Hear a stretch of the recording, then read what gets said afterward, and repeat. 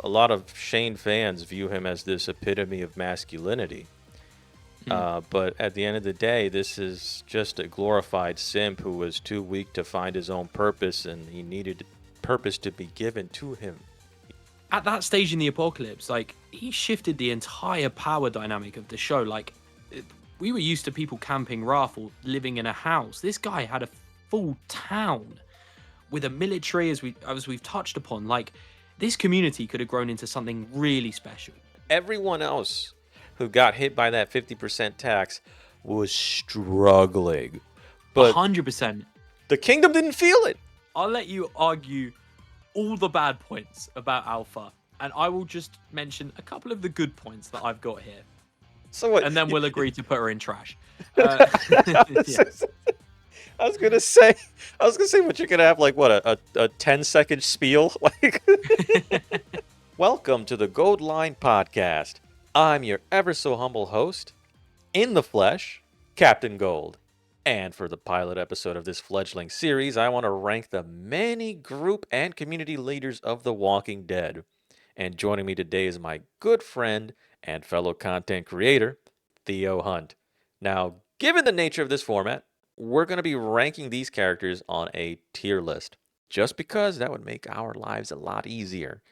And we're also going to be making these determinations based on a set of criteria, and those criteria are group longevity, standard of living, hardships overcome, so basically what difficulty setting they were playing on, and X factor qualities, like their psychological disposition. So with that being said, let's go ahead and get the ball rolling with Shane Walsh. So my man Theo, where do you rank Shane? Ooh, that is a very good question. Shane is such a tricky one for me because so much of the fan base love him, but I think they also overrate him vastly at the same time. Because Shane, he did well at surviving the initial days of the outbreak. Operation Cobalt, navigating the early parts of a virus that was unknown, how it spread, how it infected, and he kept his group fairly safe. They had a camp on the outskirts of Atlanta. They had a fresh water source in a quarry that was filled with, of course, water. They had Dale's RV, so they had some kind of luxury. But then again, he did go a bit mental. I'll let you talk about Shane's negatives because we can get onto them in a bit. Alrighty, yeah. Just really run down all the positives I can think of, then I'll hit the negatives. Because you're right, he got the group past that initial phase of the apocalypse, which is probably the hardest because nobody knows what zombies are Yeah. in that universe. Got them out of Atlanta, survived Operation Cobalt. They were out there for 4 to 5 weeks. He picked a decent place, the watering hole. So water scarcity, or water security, I should say, that's a green check in the box. The group's going to have their hydration needs met for who knows how long. But aside from that, I can't really think of any more positives, right? At least in season one. Communication. Well, yeah, Yeah. communication, I'm He's always sure. trying to tell people stuff. Yeah, Let me tell you something. let me tell you something, Rick, and rubbing his head and telling people that Yeah. the walkers are in the woods. But And he did operate with let's be honest, a bunch of morons. Like Ed that's true. Peltier was his, the best tool he had to utilize. He had Dale, who is, he probably would be part of Just Stop Oil or something, in real life. And then he had like season one Carol, who was basically an abused housewife. Like he was working with the scraps of society. So we do have to kind of give him the benefit in the doubt of that sense. Like he didn't have the tools to utilize that Rick had maybe later on in the series, for That example. that is But that yeah, is that is very true. He was basically working with a bunch of bench warmers at this point. Um, Basically the B team. But at the end of the day, just speaking on season one real quick, like he didn't take this is a firearms instructor, and he didn't take the time to teach people how to handle firearms. yeah, I that's get such a good point. I get that the ammunition was low, but you could still teach people how to, like, actually aim the gun, how to dismantle it to clean it, how to clear a jam, how to reload Yeah, quickly, the under very stress. basics. Yeah, Yeah, and that's something he just didn't go out of his way to do because he was too busy prioritizing Lori and Carl. Yeah. because he's a huge simp for Lori. Yeah, I Um, think that's another such a big factor in Shane. You got to remember, Shane is prioritizing Laurie and Carl's survival against anyone else, even if that means the whole group has to die. If it means surviving them too, he won't hesitate to make that decision. And I think as a leader, that's a very dangerous mindset to have. and you know what? And when you, it's not hard hyperbole, because I know some people might go to the comments and be like, it's hyperbole to think that he would just let people die for Lori and Carl. We see it happen in season 1. Andrea's sister Amy finds out that they're in trouble in Atlanta, and she's like, "We got to do something." And Shane looks at her dead ass in the face and says, "Hey, they knew what they signed up for." Yeah. So this is not the best leader. And again, the watering hole was a good location in the short run, but there was no perimeter defense. All they had were a bunch of tin cans, and it didn't even warn them when the Walker horde came and penetrated their premises, their campsite at night. And if it was raining, they definitely would have heard nothing. Yeah. Uh, it just he's just overrated in terms of leadership in that regard. And I will also say the dynamics he has with other characters are lacking, basically. oh yeah, Um, he prioritized his whole existence to Laurie and Carl, right? And in turn, like you mentioned briefly, with disregarding, Andrea, Merle, T Dog, all who were in Atlanta, he was just ready to give up on them in an instant. And in turn, that would create in group turmoil amongst people like, Amy, who he's just left her sister to die. This would no doubt create conflict in the future and come back to bite him in the butt. And one thing that I think people look past is without Rick, handcuffing Merle to the roof, Daryl and Merle's plan was to rob that Atlanta camp. And if Merle had a return of that mission, aka if Rick hadn't handcuffed him to a roof, Merle and Daryl would have taken off with a lot of that group's supplies. Um, and also taken away probably their two strongest soldiers in the process. So that group probably would have been destined to fail. And then Shane's reaction to this likely would have been to head to Fort Benning, which, Captain Gold's talked about on his channel how stupid of an idea that is. But heading 116 miles when your group is paper thin on resources and no kind of experience in the apocalypse, it's just a suicide mission. oh absolutely. And on top of that, we already saw what happened when this group basically ran into their first horde on the highway. It just didn't Yeah. end well for them. And there's going to be Yeah. more hordes like that, and even larger ones the closer they got to Benning, because everyone and their fat mother was going to Fort Benning. That's why it got Yeah. overrun. Yeah. Um, and that's also an excellent point about, the group dynamics and how, Merle and Daryl, they were going to rob the place blind. You know, Rick being a real leader took accountability. He wasn't the one that dropped the key, but he took Yeah. accountability and said, "Yeah, I'll go back and get Merle." And that was the number one thing that bought Daryl's loyalty. Yeah. One of the most valuable survivors to the group to this date, still alive. Yeah. Um, and that was because Rick was an accountable leader who valued people that weren't Lori and Carl. Yeah. And may I said, Daryl is currently in Spain looking for Rick. If that doesn't talk about loyalty, then And talk about ride or die. He got a ride or yeah. die just by doing that. And that's not Yeah. something that Shane would have ever been able to do. Um, Again, not to downplay Shane's accomplishment, 4 to 5 weeks of survival and, going through the onset of the apocalypse and surviving Operation Cobra. All of that is notable. He's not going to Yeah. be in the trash tier. Um, excuse me. But when we go into season 2, Yeah. I think we got some more positives we can give Shane. We could Oh, say that 100%. he was right about the barn. Yeah, he was right about a lot of things in season 2. Right. Like, Sophia's disappearance, the farm as a location not being safe. He was a big advocate for fortifying it or setting up some kind of perimeter. Um, Or finding a better place. yeah, exactly. And do you want to touch on the Otis thing? Because that's something you've talked about on your channel before, but I think that's Right. something that's often overlooked. So I have argued in one of my oldest videos that, and I still hold this position, that in that moment where Shane is like, "Hey, one of us has got to go, and here, you take the bags because we're not going to make it. Otis is like, no, I don't leave anybody behind. Shane was absolutely right. The narrative, I know the scene's not shot very well, and it makes you think that they can get away. The narrative is clearly trying to tell us and show us that these guys are about to get cooked. They're about to be a Walker Happy Meal. Well, in the case of Otis, is probably going to be, a gourmet meal. But all you can eat buffet. yeah, all you could eat buffet. But Shane at that moment made the right choice. He recognized that either they make it out with just one person and then Carl lives, or nobody makes it out and then Carl dies. Yeah. And that was the right decision to make. I agree. And he was also right about Randall. I mean, after Randall was interrogated by Daryl, I think it's quite obvious this was a guy that was no good, and they couldn't afford to just keep him at the farm, because you keep him locked up, someone's always got to watch him. If you make him work harder, like basically a serf, or slave, an indentured servitude, if you do that, you're just going to build resentment. And it's also unethical, right?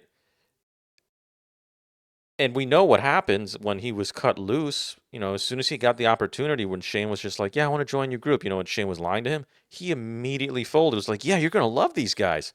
Yeah, yeah. So, and he knew where the farm was because he knew who Maggie was. So he was absolutely he right. just started beelining to his head, like in Yeah. the direction of his group. Like he obviously knew where they were geographically. So Obviously, Shane was absolutely right about that. But the problem with Shane is that his handling of those issues, it really just came down to really bad execution. And the execution was so bad that it's enough to overwrite him being correct in spirit. The I'd also like barn. to say that the one thing that's also often overlooked, just before you touch on the barn scene, is his mental psyche. When you talk about Right. him being, when we talk about Shane's negatives, and what's often overrated about Shane is, yes, he might have been ahead of his time to some degree. He's like a season 4 character in season 2 in some regards, but also, even after killing Otis, who he'd known for about 12 hours, and he, as Captain Gold quite rightly said, did for the survival of Carl and himself rather than sacrificing both of them and Carl dying.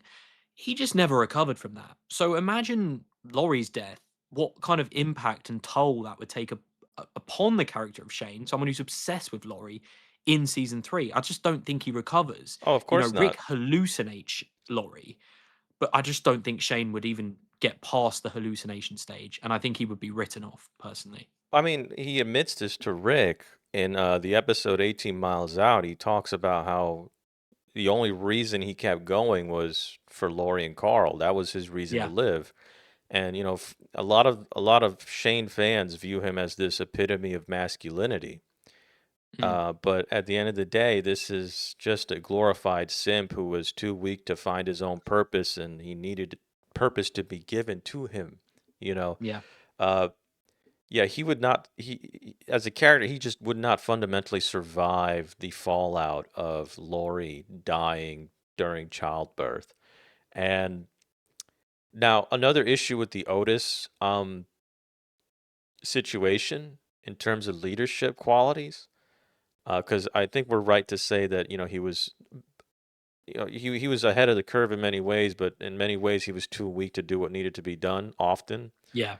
And a good example of that is when Sophia came out of the barn. It was Rick who shot her, not Shane.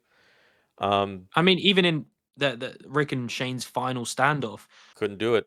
Shane has a gun at Rick, and he's standing about 20 feet from Rick. He could have done it easily, and he lets Rick talk him out of it. And for people who say he never intended to shoot Rick, A, the gun was armed. He fires it when he gets stabbed, and B, John Bernthal in an interview basically confirmed that Shane took him out there in the woods to kill him.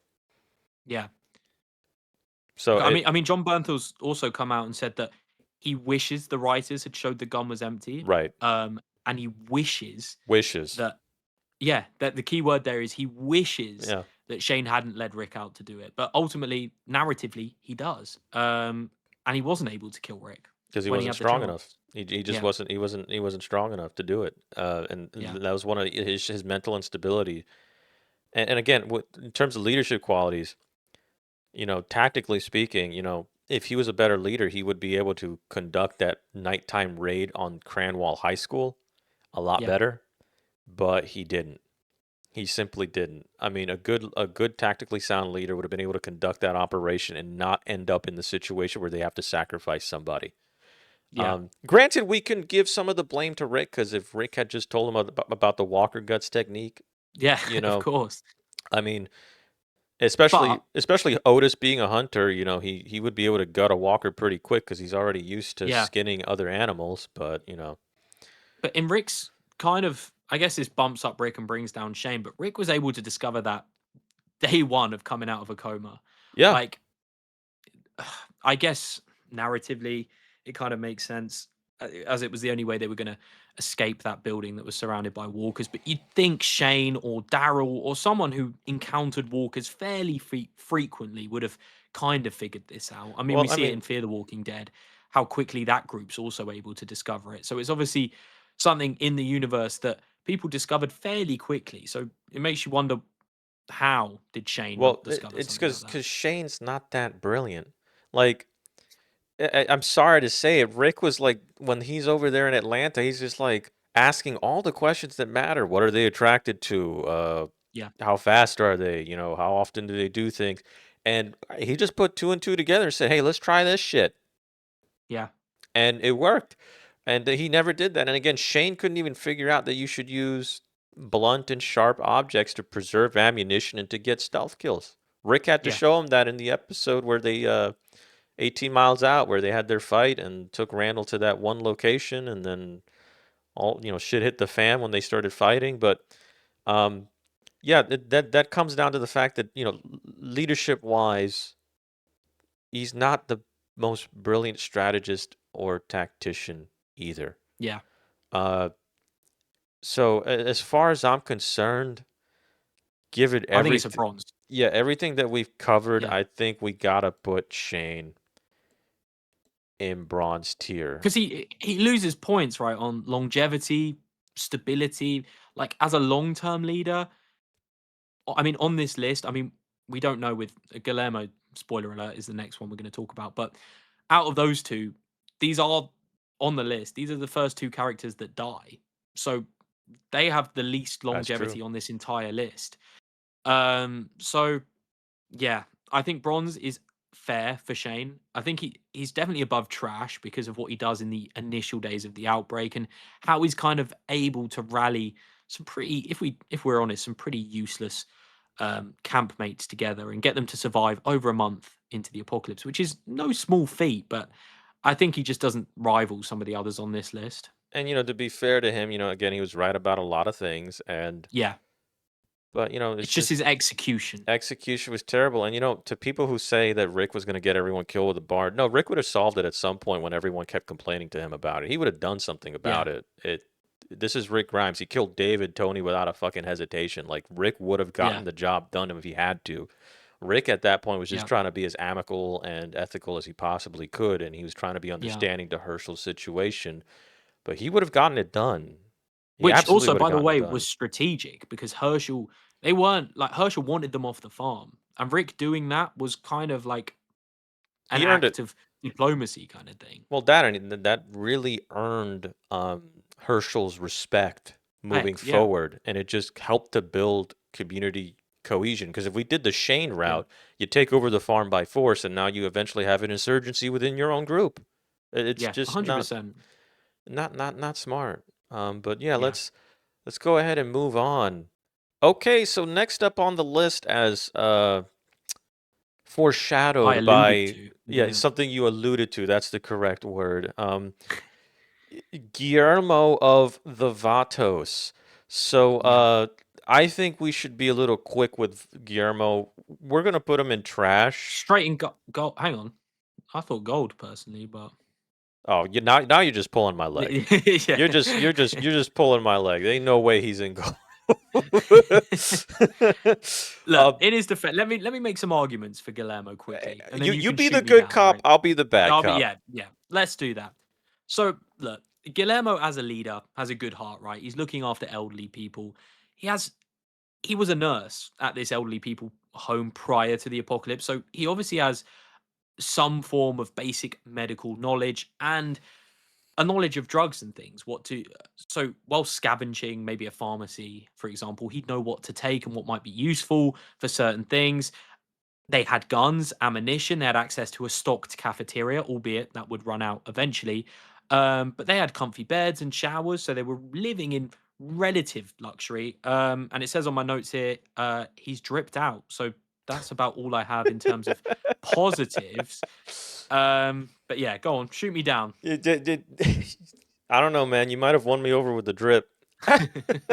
Look, I agree with you. Good heart. Obviously had some leadership qualities because he was able to rally a bunch of people to do a good thing during an apocalypse. Yeah, But the biggest negative is just the fact that he was responsible for many lives, not just the yeah, elderly, but his men, his crew, yeah, and he convinced everyone to take care of what amounted, a bunch of people that basically amounted to being ticking time bombs. That's what those a senior hundred citizens percent. were. Yeah, I know it sounds harsh, but that's just the reality. These people were reliant on medical supplies that were finite and would run out eventually. And when they run out, yeah, a they hundred die. percent. And when they die, they come back and they're a problem. And Um, I'd also like to quickly mention I know I've just argued for Guillermo, but they set up in an Atlanta hotspot, which is crawling with, you know, potential survivors and hostile groups coming through. And it was not only was it a ticking time bomb in the sense of the people they were looking after, but the location they chose as well. it's a high value target Yeah. that at some point a potentially hostile group would find and Yeah. And there's a would deleted take. scene, isn't there? Yeah, there's the Uh, deleted scene for season 2. Yeah. and obviously, well, in season 3, we see the governor actually has the gun bag that Rick left with Guillermo when the Vatos and our survivors parted ways. So it's heavily implied that the governor and Woodbury were actually the ones that came in and killed the Vatos gang. See, I But either way, we know they met their demise. Um, so yeah, I, I actually did not know about the bag. You must have a sharp eye because I did a video on them a while ago with my community yeah, rankings video, and I did know about the deleted scene that showed them getting basically squad wiped, well, off yeah. screen, but we got to see the aftermath of it. And but I thought it was just left ambiguous, but that Let me quickly come clean. One of my subscribers, Danny, actually, I also made a video about the Vatos gang, and she left a comment about it, about how the bag is in season 3, and I went back and watched it. I was like, oh my, it actually is. So shout out to her because she informed me. But yeah, it's a very cool Easter egg in the show.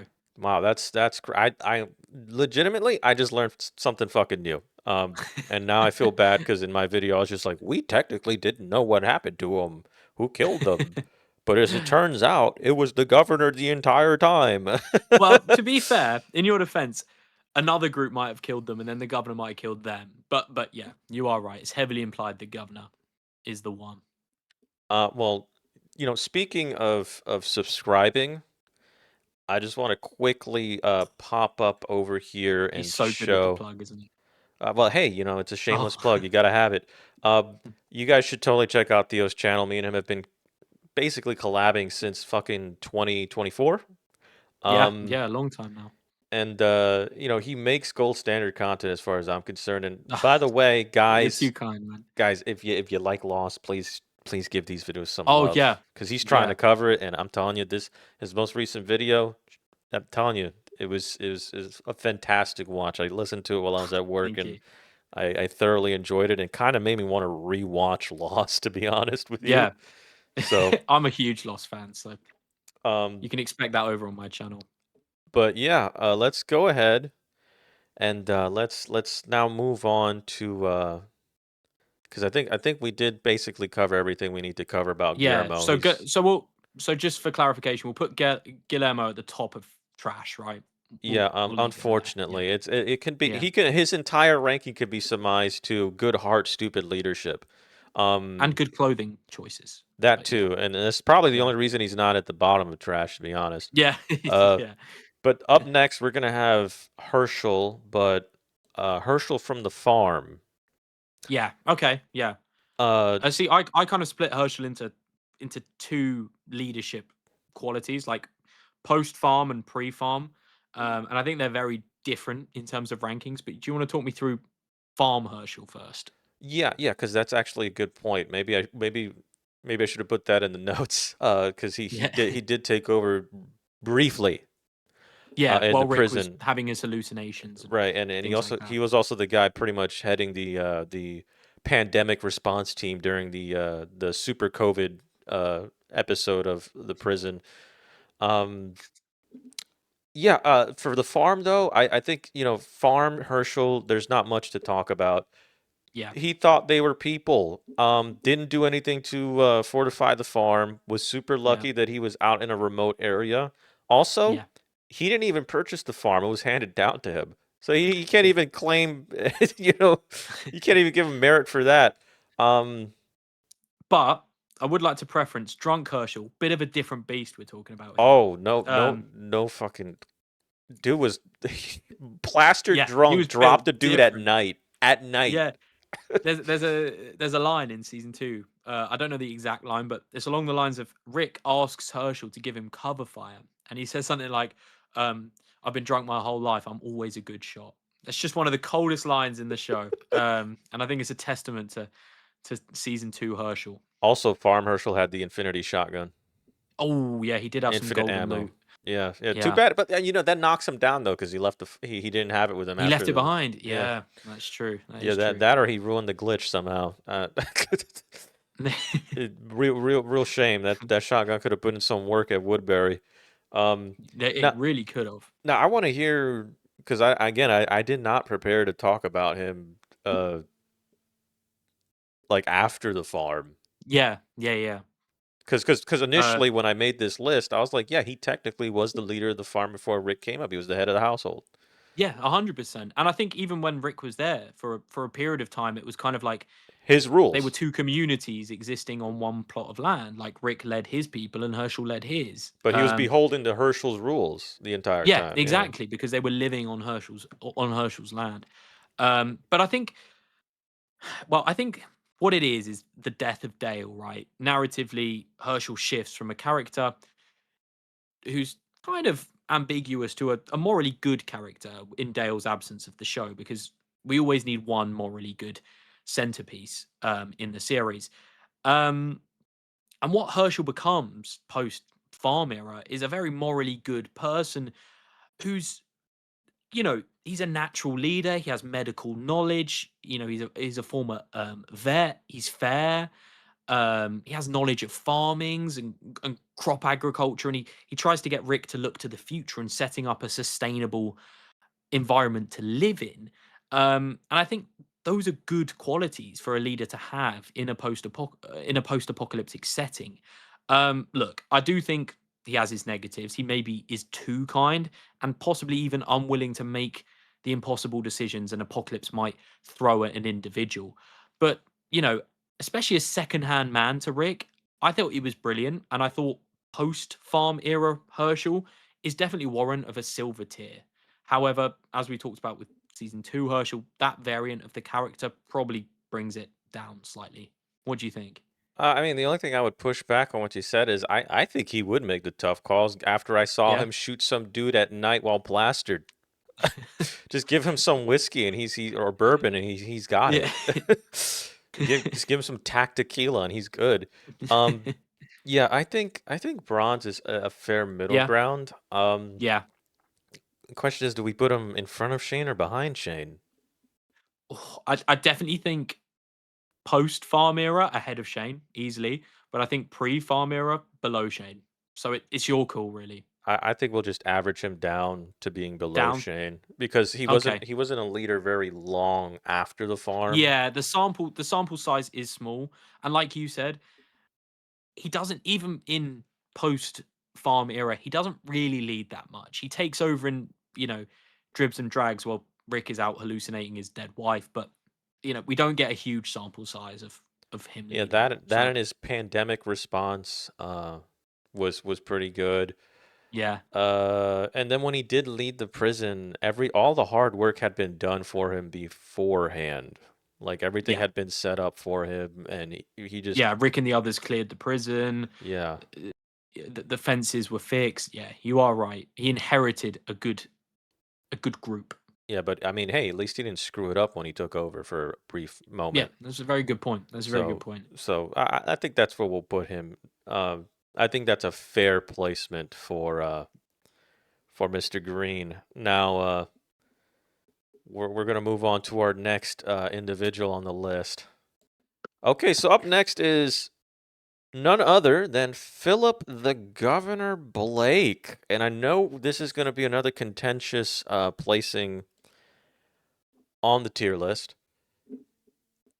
How do you feel about Philip? Because for me, I've had these notes written in advance for over a week now, Yeah. and I am still struggling because there's Out of so much. curiosity, I mean, there's just so much good, but there's also so much bad with yeah, with the governor.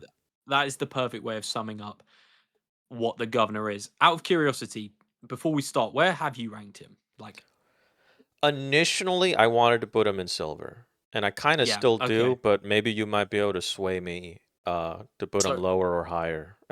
this may be a huge hot take, but I actually have the governor on the lower end of bronze, maybe even the high end of trash. Oh my Now, goodness.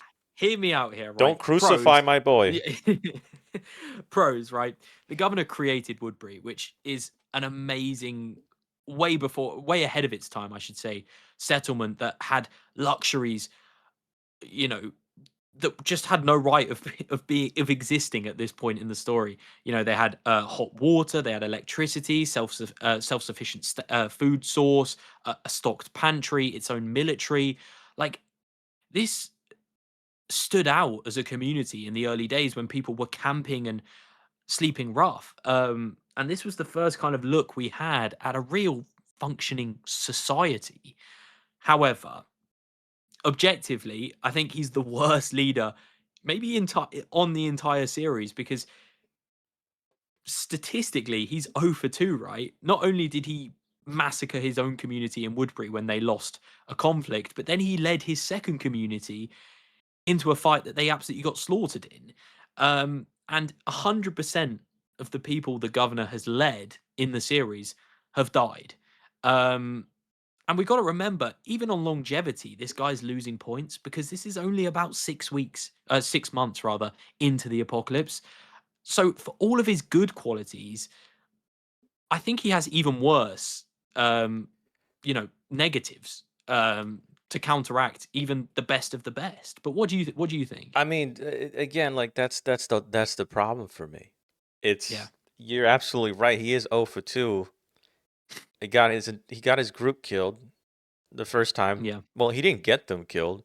He killed them. he killed them. Yeah, He mag exactly. dumped them after losing one battle. A battle where they didn't take many casualties to begin with. Like the Yeah, overwhelming majority of the casualties were done by a mag dump at the hands of the governor. yeah, And then on top of that, the second attack on the prison, the second big attack on the prison with the tank where he had another group, another community. yeah. Let's say they win that battle. He fucked up the prison. Oh yeah, 100%. The prize you were going for, you ruined it by attacking it the way you did. So Yeah, the I smart think the smart his choice as a ego. leader, oh, Yeah, absolutely his ego, but the smart choice as a leader would have been to just join Rick at the prison, yeah. And if he was so hell bent on killing them, just like kill Rick in his sleep or something after a couple of weeks of gaining his trust. Like, right? you don't have to go in guns blazing, destroy the very place that you want to take for your own. Like, it makes no sense, really. And like I mentioned it a little bit earlier, it's an ego thing. The governor's ego is a huge part that holds him back. I mean, I, for one, wouldn't want that guy leading me in the apocalypse just because I know what he's capable of. But if you didn't know what he was capable of, you probably would Oh, be yeah. fine with him Yeah, because 100%. he was very I good think, at hiding it. yeah, he's very deceptive. One thing I I think also holds the governor back is the way he utilized other groups. Like, there's a point in season 3 where he just rolls up on a group of military guys and just murders them. Like, what do you think? Like, I think he could have recruited them or used them to. Well, yeah, the smart choice would have been these guys are living out in the middle of nowhere. Yeah, You have their guy, and you're taking care of your guy, so you already could easily earn their trust and loyalty. I mean, yeah, this is for anyone who served in the military. They're battle buddies. You yeah, will never be closer to somebody than your battle buddy, mm, and the governor taking care of him, nursing him back to health. That would have earned their trust in the same way that Rick was able to garner Daryl's trust. yeah, And instead of recruiting this highly, not highly trained because they were just army grunts, but trained, proficient, efficient, experienced, and just capable individuals who could have yeah. helped They're to assets, train. right? Yeah, they were, to quote Negan, people are a resource. Well, you have a good Yeah, resource here, and instead of going for the human capital, you kill the human capital and you take their guns. That was probably the dumbest thing to do, but he did it, as you said, for an ego reason, yeah. for an egotistical reason. This is a narcissist. Well, I Mm. think he's a narcissist. I'm not a professional No, psychologist, I'd agree with you on but that one. one of the reasons he did that, he kills them, is he views them as a threat. Yeah, Not just as a threat to Woodbury, but primarily as a threat to his position in power. If you notice the people that he has around him, that small but effective militia that he has with Merle and Morales and that other guy, I forgot his name, um, Shumpert. Schumpert, and Yeah, then even what's his face, Milton, who's in the Walker yeah. lab. Milton. If you notice, every single person who's in the inner circle, these are people who you get the impression that they were outcasts. I mean, Merle, Yeah, for example, we know for a fact was an outcast. yeah, And the reason he has these people in the inner circle is because they themselves have a low opinion of themselves. And the governor, to quote Beryl, gives them purpose.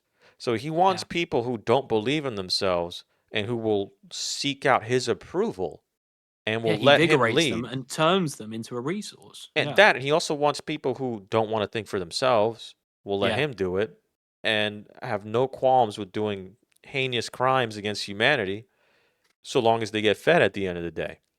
And when you are talking about army guys who probably saw some shit throughout the apocalypse, yeah, these guys they're probably not gonna tolerate some of the shit that the governor did. But even if they did, he's not going to allow that potential threat to exist to his power. It's not about Woodbury. It's about yeah, the governor. And that's what makes him a fundamentally bad leader. But again, it's yeah, really hard for me to put him in trash, at least, yeah. because I, maybe trash is too harsh. because We've also got to take in the fact that he is 6'3" and a very capable fighter. that too. Um, like that. If it comes to it, he's gonna like he belongs in the UFC. He should be fighting in the octagon. Like, this guy is he destroyed Rick. I mean, Merle was pretty beaten up by the time he got his hands on him, but he destroyed the military trained Merle. Like, this guy is a physical specimen as well.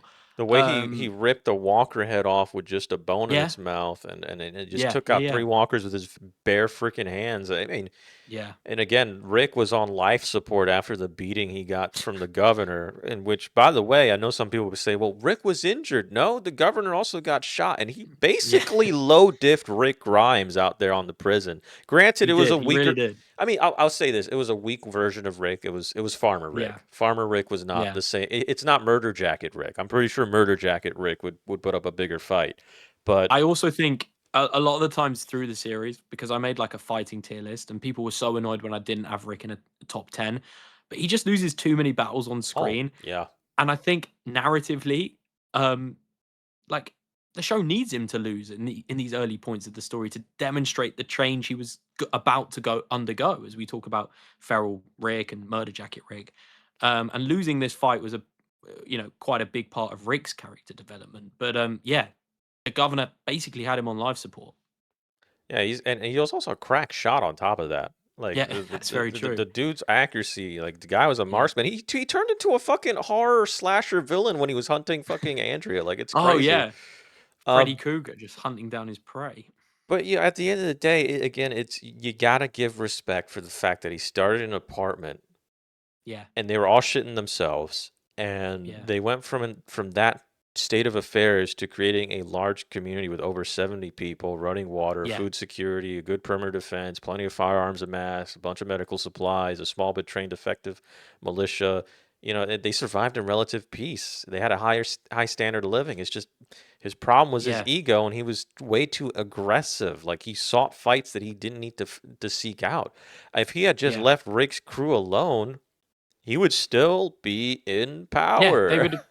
I mean, the other thing is like at that stage in the apocalypse, like he shifted the entire power dynamic of the show. Like we were used to people camping rough or living in a house. This guy had a full town with a military, as we've touched upon. Like this community could have grown into something really special, like maybe even rivaled that of the I don't know the Commonwealth that we saw in season 11. Well, But he threw it away. he did rival some of the communities in season 5 and Yeah, 6 yeah, and it's very 7. true. Like the It was Woodbury's no the joke. yeah, it's ahead of its time. But I think just for the massive underside of for all of the ups the governor has, you can argue there's even more downs. But I think putting him in trash is too harsh. I think bronze personally is right for the governor. And another thing to add for him in terms of bad leadership quality.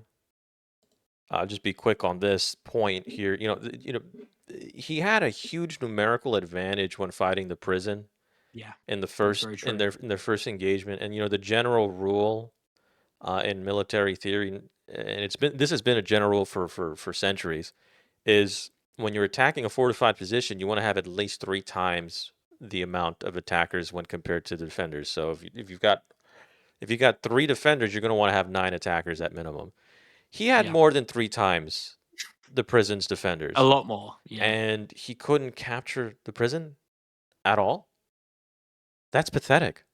That that is. Yeah, not a good leader at all. So yeah, no, yeah, I'll agree with you. I don't think he belongs at silver tier, even though silver tier was tempting to me. But I was open to moving him because again, there's just so many negatives. But for me, now we just have to. The difficult part is he above Shane or below Shane? that that's a tricky one, right? I mean, I'll put it like this. I personally would rather Shane led me, but I think the governor is the better leader in terms of traits, assets he possesses, and what he was able to do to Woodbury. Shane, I can't see Shane doing something like that, as he would just prioritize Laurie and Carl over the creation of a community like Woodbury. But I so, that I'll agree with you on that because at the end of the day, I mean, look what he created, look what he yeah, accomplished, you can't look and past Woodbury, especially at that stage in the series. obviously, if things go bad, you get Mag dumped by the governor. But I mean, I'm pretty sure Shane's gonna shoot me in the leg if shit hits the fan, or he's just gonna let Yeah. me die. So I mean, there's not much of a difference there as far as I'm concerned. Yeah, that's very And valid. God forbid you end up with Lori and he gets jealous. I'm just saying, you're cooked after that. Okay, so next up, we're going to be looking at Joe the Claimer, everyone's favorite outdoorsman. Yeah, Um, can friendly we guy as well. can we just put him in trash? Yeah, let's just agree to put him there. I mean, I think fundamentally their whole strategy of survival is horrible. Like, don't get me wrong, they made for some great quick relief antagonists for Rick to kill in the lead up to Terminus, but realistically, they only really survived that far into the show for plot reasons. Like 6 dudes, who by the way are just complete assholes, are just kind of camping. Like, that's not that sustainable, right? I mean, they chose to live life on hard mode by not having a solitary base or any type of fortifications. They had a weird democracy about the word claimed, which is stupid, but Yeah. Anyway, it blows my tiny brain. And for pros here, I really struggled to find anything. I guess they're outdoorsy, so they kind of know how to hunt and track. Joe had a really cool rose shirt in season 4, but yeah, other than that, I've got pretty much nothing. I mean, for me, the best I could say about his Joe's leadership is that he was smart enough to not go to Terminus when he saw the map Yeah, that Daryl pointed to. So he had good yeah, intuitions. They clearly survived a while, and they were yeah, outdoorsmen. So, I mean, the standard of living, it is shit objectively. But yeah. if you're an outdoorsy person, maybe that's okay with you. But for And I do us, think they would find moments of luxury as well when they raided right? certain homes. But you are right, it is a bad way of living. I mean, again, but that's very subjective because some people might like that, but it's not for True. me, and it's not for Yeah, you. true. I prefer sedentary living, not nomadic living, Yeah. and but I think the biggest thing that really, well, two things that really bring him down for me is like as you mentioned, his little claim rule. That's the sort of rule that you find on the playground in kindergarten. Like Yeah. Yeah. that's mine. And Yeah. then you keep it. And then on top of that, they didn't even enforce it fairly. You know, No. they're like if you break the rule, you get a beating. The severity of which depends on the general attitude of the day. So one day, you know, Theo is out here and he's caught lying, and because we're all in a good mood, we just slap him. But then the next day, you know, we got somebody like Ty Swell, who's a friend of Yeah. ours. He ends up lying, and you know what? I And just just get stabbed in the stomach yeah, we for it. just Like, beat the ever loving shit out of him because yeah. I woke up with a stick up my ass. Like that's just Yeah. not a sustainable Yeah. way to run a group. And speaking of the group itself, the fact that Joe was okay with having a PDF file in Oh, his yeah, of crew course. just completely tanks him for me at that point. I mean, that's just Yeah. that's just trash tier at that point. I mean, you could theoretically, I can understand it's an apocalypse. Maybe you make the argument, oh, he was really essential to the group, but like he really wasn't. So like he was a fat fuck Yeah. who was Claimer probably the Dan was not least essential capable. to anybody, not even his own parents. Yeah, like Like, he was a fat fuck, probably not even that. He probably the least capable member of the group, to be honest. Like, no, he yeah. should not They have been in the also group. I'd also like to say they picked a fight with feral Rick Grimes, which is probably the worst idea you could do in the Walking Dead universe. Yeah, Murder Jacket Um, Rick took a bite out of his neck, and yeah, you know that's funny. You guys are gonna notice that in this list, a lot of these leaders, uh, they made mistakes based on their aggression, and they all ran into a Rick Grimes. I mean, yeah. Shane ran into Rick. It's a Uh, common denominator here. Governor ran into Rick, and now Joe ran into Rick. So that's already three, and I guarantee you that number is going to get higher. But yeah, Um, but yeah, he deserves to be, as far as I'm trash, right? concerned, trash, and obviously below Guillermo because Yeah, I yeah, don't remember yeah. any. Justice for my boy Guillermo. Put Yeah, him yeah, above. yeah. He had But better yeah, drip as far as I'm concerned, and yeah, you know he didn't have any PDF files in his crew. But yeah. now we're going to talk about our boy Gareth. Ooh, Gareth's a tricky one. Do you want me to kickstart Gareth, or do you want to? I'll take a crack at it. Yeah, Um, go on. so he kept his group safe for a good time. You know, Yeah, they they overcame a hostile group, which is one of our criteria. He did go through some hardships. yeah, You know, Terminus itself had plenty of water and food security, so their nutritional and caloric needs are taken care of. They're definitely getting plenty of protein. Their hydration needs are being met. Their standard of living wasn't too bad. Terminus looked kind of comfy. It had that yeah. rustic. It kind of looked like one of those new age restaurants. Um, and again, Where you you know get that barbecue rib. right, and you know the cuisine is just banging. And they Yeah, were also willing to accept new members if they were willing to be cannibals. yeah, But you know, I think you might have the same intuition that I'm about to share, but I just feel like their whole strategy of it being, you know, they're basically just a really shitty honeypot strategy. That was their entire yeah, community.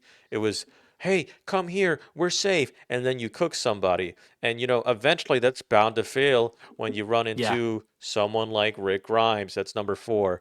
Um, yeah, and I remember when you and I were talking about, the podcast when we were scheduling it, and yeah, we ran down the list very briefly just to get an idea of what we were going to talk about. And I posed to you a really good, hypothetical, just to illustrate how bad this strategy is. And imagine instead of Rick's crew knocking on your front door, imagine it was the Saviors, and it was not yeah, just Negan, but Simon. yeah. Oh, yeah. That's not ending well for Gareth. No, it's And not. I think that's the biggest negative of this group, right?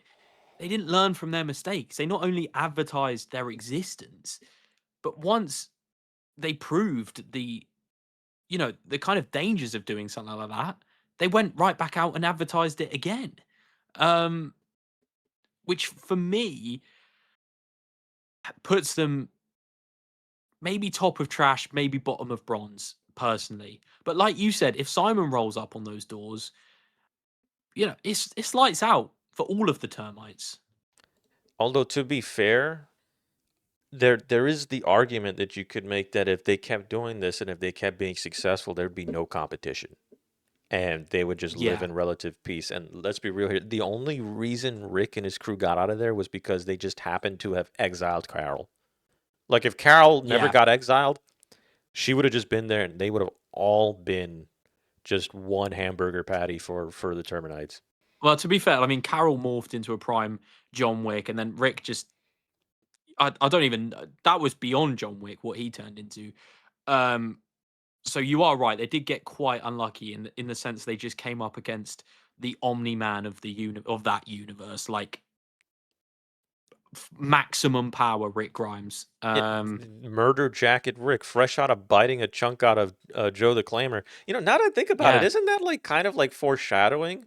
Rick bites Joe's neck off, and then they run into a group of cannibals. yeah, yeah. It could be. I just thought about that. That's crazy. Um, Is Rick the real cannibal of the series, though? If we think about it like that. I mean, look, we definitely know he was a murderer, but it was justified. It was justified homicide. Yeah. Justified. It's not murder. It's not wrong. It's justified. Now the question is, where in bronze tier do we put him? Because I'm thinking ahead of Shane, but below the governor. Because when I'm thinking about who I would rather be led by, I know that at least Gareth won't leave me to die. Yeah. The thing is with Gareth, right? He does demonstrate, even after Terminus is wiped out by Rick and Co. He hunts them down. Like he looks for survivors. He rallies a small group together, albeit they get hacked to death with a machete. But he tried. He rides out for his boys, and that has to testament for something. I mean, when we're in bronze tier, you're separating the shit from the lesser shit, kind of thing. I think that is worth something. So maybe he does rank him up above Shane, possibly. I don't know if he Do you gets think? above the governor though. But then No, again, I don't. I think the governor's better, personally. I mean, but then again, Gareth didn't mag dump his own people, so That's true, but I also think not only was Woodbury better than Terminus, there's not much in the longevity front in the sense that they were destroyed within a month of each other, which in the grand scheme of things right. isn't that long. I think that Woodbury was living a lot better than Terminus, and Terminus's downfall came from self-advertising, which is a problem on Gareth's front, in my opinion. I'd rather the governor led me than Gareth, personally. Yeah, and I mean, unless you're really into cannibalism, yeah, the governor wasn't a cannibal. So, me personally, I don't know if I would want to live on a because the cannibalism of the Terminites wasn't necessary.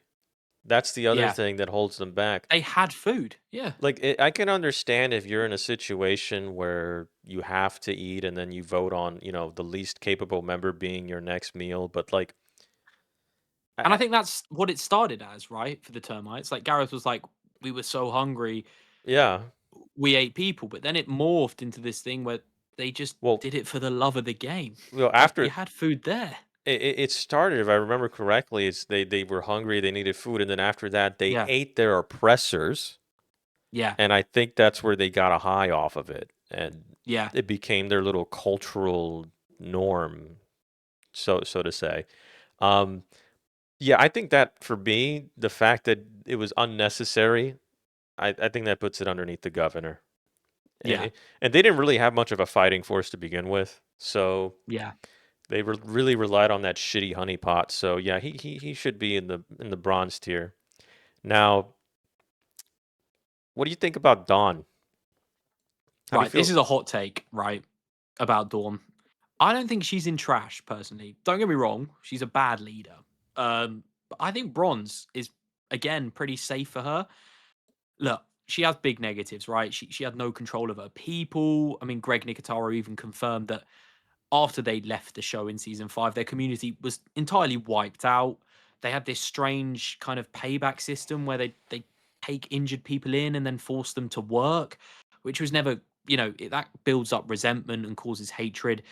But for all of her negatives, they survived in a very hostile environment for over half a year into the apocalypse. Dawn, as an individual, has combat training, first aid experience as a trained law enforcer. Um, for me, that keeps her above someone like Guillermo or, Claimer Joe. But I'd put her at the very bottom of bronze, personally. Yeah, I'm struggling because I want to put her in trash. Yeah, Because for me, she didn't start the group that she was in. yeah, She didn't pick the location they were in. And she was kind of a control freak who liked the status of power that she had. yeah, She botched a hostage trade that didn't need to go south, all because she yeah, needed to have her little serf. Um, and then on top of that, she was kind of going crazy. Like the stress of being a leader was just getting to her. yeah. So it's hard for me. I guess the compromise would be bottom of bronze, though. Like kind of like in trash tier, in bronze tier, like 1 foot in, 1 foot out. Um, I do think her emotional volatility was the reason she died.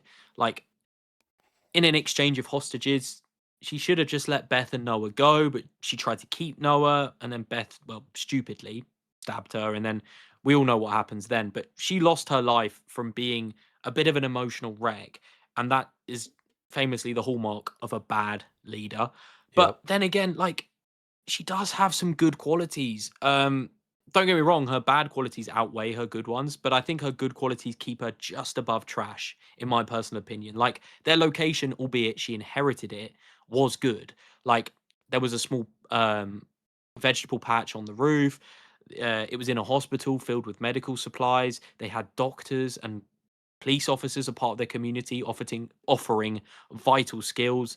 And they wiped out the entire of the first floor, so there was only one way in or out, which meant they weren't affected by walkers or hostiles for a period of time, even though they did die off screen later.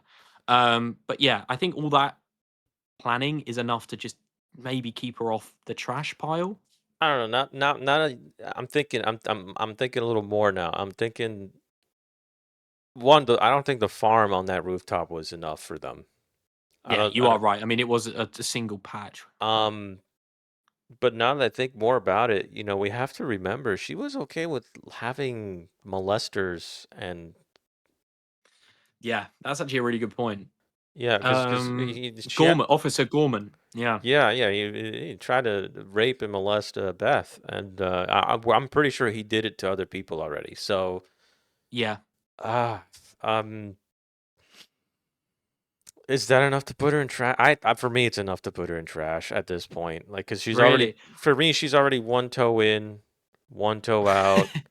And now that I think about that other officer, and she was I okay do with think it. And the if you worst part is she's a woman, and she was okay with that. yeah, if you quickly flick to the list, um, it's just, does she deserve, maybe she does deserve to be in trash.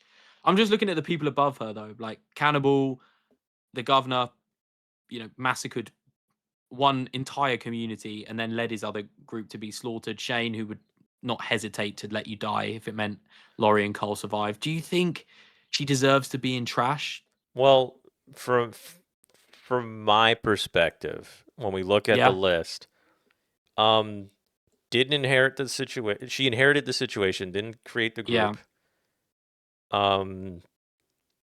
Was already losing her mind. yeah, Doesn't have any notable achievements aside from keeping things together for a while. I mean, she was strong enough to take care of their previous leader who was losing his mind. They yeah. did talk about that in dialogue, but I mean, you compare it to Hershel in season 3 or season 4, I should say. Well, actually, both season 3 and season 4. Um, just a more ethical leader, got things done, kept things together. Shane got them out of Atlanta, survived Operation Yeah. Cobalt, 4 to 5, and was right about a To lot be of fair, things. if you look at that tier, those are all people that have created their own structure or community. Dawn hasn't done that. So yeah, let's whack her at the top of trash. But does she Oh no, I hate to deserve? see my boy. I hate to see my boy Guillermo go down. But Yeah, I guess she does because she wasn't dumb enough to take care of a nursing home. So yeah, that's true. I Yeah, think, yeah. I think she does objectively have to go above Guillermo, just based on even longevity. Like Guillermo died a month into the apocalypse. She survived 6 times that. So yeah. No, I'm sorry, Guillermo. You just it hurts, but the drip can't carry you. You can't be carried by the drip alone. Deanna Monroe of Alexandria. So, how do you feel about her, Theo? this is a tricky one for me, right? Because I actually rate Deanna quite highly. Look, I know she inherited the estate of Alexandria. She got lucky at the fact her husband was an architect and they were able to, you know, craft these walls to protect the community. There was also an empty quarry where walkers were just waltzing into, taking away the threat of essentially zombies from the area. But I still think from as a fundamental leader, she's she's pretty underrated in the series. Look, she's fairly spineless and she's not too practical, even though she did demonstrate that in her final kind of moments. But she's a good, expansive, fair leader. She's kind. She didn't have any extremist views. She didn't eat people. Um, and she was kind of good enough to delegate power to Rick once she realized she wasn't really cut out for leading in this environment, which is one thing I think did come to shock her. You know, the realities of surviving in the apocalypse for people who didn't just get lucky and inherit a lovely estate with self-sufficient power and solar panels. Like Rick's group, for example, when they came in, it was a big shock to the system for her and the rest of the Alexandrians. But I think in her time on the show, for me, she's a silver. I think she's a good leader, a solid leader. I think you bring up some pretty good points. Because for me, one of my biggest issues with her was the fact that, she just got really lucky with her spawn point. Like, Yeah, she she had set her the Minecraft bed right. yeah, Like, yeah, she had the best seed in Minecraft, basically. But the more I think about it, when you mentioned that she delegated roles and she was able to recognize, oh man, I totally had the wrong like read of the situation here. yeah, But you know what? This guy Rick, who's new to my community, I haven't known him very long. He has proven to be quite an expert on these affairs. I'm going to now delegate to him. That is the hallmark of a solid yeah. leader. And you mentioned being an expansive leader. Just to expand on that point is the fact that before she died, she handed Rick a bunch of plans she had for the Yeah, community that made it even more sustainable over time. And that's something that I feel like a lot of fans don't talk about. Her lasting legacy is yeah. how well Alexandria was suited for the apocalypse because she didn't just inherit a good situation. She took a good situation and she I worked to made it make better. it better. Yeah, she worked to Yeah, make it better. 100%.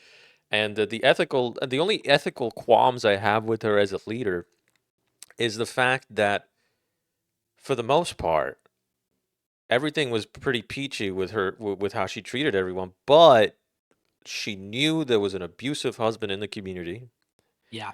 and Big old sort of Pete yeah, big old P, and they sort of just brushed it under the rug. yeah, brushed it on the rug. I was Mm. having a brain fart trying to figure out the right phrase for that. But at the very least, put him in a jail cell and tell him you can't be doing this in our Yeah. community. I mean, you don't. I'm not saying put a bullet through his head. I'm not going the the murder jacket Rick solution right away. But at the very least, you keep him in a jail cell. He learns his lesson. And while he's in the jail cell, he could still do his job as a doctor. And if he doesn't, Yeah. then you could beat his ass. You don't have to kill him. You could take a page from Joe and give him a beating. Yeah. Severe beatdown. Yeah. The severity of which depends on the attitude of the day. But overall, I mean, yeah. And now that because I was thinking maybe bronze, but after you laid out some points eloquently, I might add. Why, I thank you. I think silver is a fair placement for her, and I really do believe that she's quite underrated in the I'd agree. community. I think looking at the personnel in the bronze tier, I just don't think she belongs with those type of leaders at all. And I think silver's very fair for her. And like you said, I think she's severely underrated.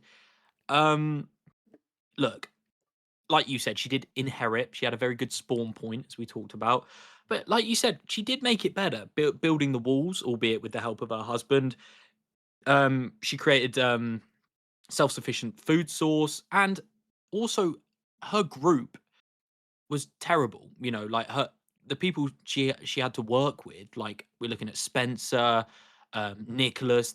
They are all spineless cowards. So she didn't have much going for her in terms of a workforce, and she kind of just managed to vigorate them to, like you said, make the best of make a good scenario even better.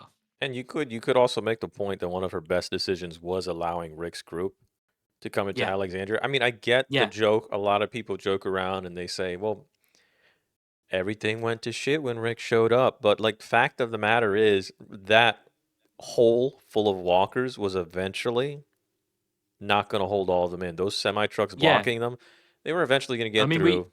we already saw when Rick and Co got there that Yep. they were fracturing. So yeah, they were probably a couple of weeks out from a very big Walker invasion that they were But not even equipped before to that, handle. even before Yeah, that, the that's Wolves. the Wolves. Yeah, even before Yeah, that, if Rick's crew wasn't there, they get squad wiped. yeah, So, 100%. honestly, yeah, she is incredibly underrated, and underappreciated by the community, as Yeah. far as I'm concerned. Good job for her. First pick in the silver tier. Silver. Yeah. We've been pretty harsh to Can we everybody get a so round of far. applause for that? Yeah. Somebody got out of bronze. Congratulations, Deanna. Um, I'll tell you who's not going to get out of trash tier is the next person on the list. I'm just going to go ahead and put him there. Yeah. Gregory. You know But what? I'll let you take the floor in this one because I uh, know how much you love the character of I Gregory. love Gregory. I'm going to do him a solid. I'm going to put him above. I'm going to put him above Joe. I'm going to put him because he didn't have any PDF files on his. Don't you dare put him above Guillermo though. No, no, no, That's no, my no, no, guy no, right no. there. We're not putting him above Guillermo. No, no, because at least Guillermo had some, the ability to rally people. Like, Yeah, true. so like the thing with why I love Gregory as an antagonist so much, like, honestly, my favorite antagonist in the entire series. The guy was funny. Yeah. Like, he called Maggie Margaret. He lost to Maggie in a fist fight. Had two failed assassination attempts. He was, he was the weasel who tried to be a weasel but couldn't weasel. And like on top of that, this guy could take out one walker. Couldn't take out one Yeah. walker on his own. That's how He useless he was just was. useless. You know what? Before we carry on, I'm just gonna go close my curtains because it looks like I'm being beamed up by the gods here. Yeah, One yeah, second. yeah.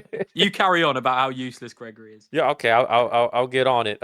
On top of that, it sold out his community during the Savior War. No notable skills. Jesus was the one running the community. Yeah, Uh, 100%. you could make the argument that, hey, at least he was able to rally people to form a community and build a wall. But like, how hard is it to say to everyone, hey, let's build some walls so we don't fucking die? I mean, it's not really like that commendable. Yeah. Like the only good thing that we could say for Gregory is that he didn't have a PDF file in the group. That's Yeah, it. and Hilltop always had an abundance of food, whether that was That's down to true. Gregory. Okay. You're right. You're right. To be fair to him, he was right. He said, "As long you have to keep people fed, because if you don't keep Yeah, people fed back, at least he understood. Okay, we got to give him that. Okay, Gregory yeah. had some We merit. found a positive. We found Thank the Lord. something, but still trash." Yeah, yeah, definitely. Also, fun fact for viewers: he was John Connor's foster dad. He's the one that got a liquid metal blade through his mouth in T2. So So bro's destined to die in every cinematic yeah, universe yeah, he's a yeah. part He's of. another fun fact. He was the wealthy dad in the movie Taken. Oh, I didn't know that Yeah, yeah. actually. He's the one that got her a Liam Neeson. pony, and yeah, yeah. Got the Yeah. daughter a Okay. pony, and didn't really contribute much aside from giving Liam Neeson a jet to go to Paris to kick some ass. Yeah, he's really good. You know, he's a really nice guy in person, but he's so good at playing a dick. Like it's Yeah, yeah, just, yeah, I love Gregory. I was so sad when Maggie hung him. Like I was, yeah. him getting hanged was just like the saddest point for me in the show. Yeah, I stopped watching when when Gregory got hung. I Oh my couldn't God, I handle it. was like, poor. We'll get on. I have some comments on that, but that's for later. Uh, all right, next on the list, since we blew through Gregory. Um, is King Ezekiel, or who I like to refer to as King Ezekiel. And look, I'm gonna be honest with you, gold tier. Yeah, He I belongs in 100% gold tier. agree. 100% Um, agree. do you want to take away this round, and maybe I'll opine on some of the points? Yeah, I mean, I'm a lot of people know I'm a huge fan of King Ezekiel, and I think the kingdom as a community is super functional, self-sufficient. And one thing that's really underrated about them is how they handled the savior tax. They managed to, it was a 50% tax, I believe, right, with the Yep. saviors. They needed 50% of your supplies. And King Ezekiel, there was only about 4 people in that kingdom who even knew that was going on, and he was still able to provide sufficient food and, you know, had weapons and supplies for all of his people. Um, I think Ezekiel as a person is a kind leader. He created, like I mentioned, a self-sufficient community. Um, and even where like his community only fell into disrepair, in my opinion, for plot reasons. Like Oh yeah. AMC didn't want to have all of these locations like the Kingdom, Alexandria, Hilltop, the Commonwealth. So they were just like, oh, well, one day the Kingdom had a fire. So I think you know, narratively, his his kingdom should have never fell. It got And taken out by a boiler fire, off yeah, screen. yeah. It had a functional cinema for God's sake. This place was ahead of its time. Like, and also King Ezekiel tamed a tiger. Like, let's not skip past the fact that he had the Frosties mascot on his side.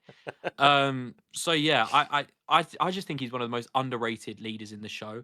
And I know his soldiers got mowed down in the Savior War.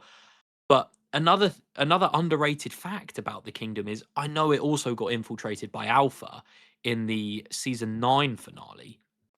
But that thing when that the kingdom as a location survived the entire Savior War, um, the Whisperer War, and it was taken down by a fire, as we've talked Yeah, about. So it withstood the test of time. It survived for over a decade. So yeah, and I think that's a in testament. both conflicts, only community that I could think of that wasn't attacked. Yeah, exactly. And I don't know whether that's down to its location being hidden or like we know the Whisperers did know about it. Why they didn't attack it, I don't know. But like you said, it wasn't attacked. So it's got to get plus points for that. Yeah, see, for me, the biggest point with Ezekiel is, you've got, like you mentioned, it's a large, long-standing community with an excellent standard of living, plenty of Yeah, food and water security, physical safety. But yeah, he was really intelligent in the way he avoided conflicts until they were absolutely yeah, necessary. He raised a yeah, decent-sized militia. And, yeah, and and again, that savior tax, I consider that a feat. I consider that to be yeah. beyond impressive. Everyone else who got hit by that 50% tax was struggling. A But 100%. the kingdom didn't feel it. Nobody Yeah, knew it was they were happening. living fine and dandy. I'd also like to say in the Savior War, their inclusion was what balanced the war. you know, it tipped it from the saviors side over to our survivors, For a which while. just shows you, Yeah. yeah. but it just shows you the power they held. You know, Rick was on his knees begging Ezekiel to help them out. Um, so I think not only, like you said, did they avoid contact strategically, but they also had the means to fight if it came to it, which I think is a very underrated aspect of the kingdom. Now, for just because I know there's going to be people in the comments who want to lowball the kingdom, I will give them one tiny little crumb to hang Go on on. to. Um, so this little nugget that I'm about to drop is the fact that the kingdom was dealing with probably the easiest to deal with or negotiate with lieutenant of the saviors being Yeah, Gavin, probably that's the a most good point. reasonable one. But even then, the fact that again, it's really hard to argue against the fact that everyone got crippled by this tax, which, by the way, it wasn't Yeah, always just 50%, because remember, Negan said 50% is what I say it is. So it could have been even more. yeah, And nobody knew this was happening. That's how yeah. productive that community was. They didn't notice that half of their fucking production was being taken by some other community. And I think that's a testament to Ezekiel's leadership, right? Like he kept them in the dark, but for the better of them. Like he shouldered this 50% burden with couple of his men, where they'd go and hunt a bit more. But the majority of his people didn't even know this existed, which is how successful I think the kingdom and how self-sufficient they were in the peak of its reign. Right. Again, it's a shame that it got taken out off screen by a Yeah, boiler fire. yeah. But That's I'd also silly. like I said, I think yeah, I think it's silly, and I think it was a way to just shoehorn locations off the show because they wanted to reduce, you know, the series being here, there, and everywhere. So I'd say that's more of a narrative plot point than a fault of the kingdoms, as such. I would also like to say they have a tiger, which if not that we saw in the show, but if food did start to struggle, they have to eat, several kg of meat a day just to survive. So imagine having to, you're starving and you're having to give 75% of your meal over to a tiger. That would probably infuriate you. But other than that, I think King Ezekiel's an easy gold for me. Also, if you really are struggling for food, you just eat the fucking tiger. Yeah, very true. Very true.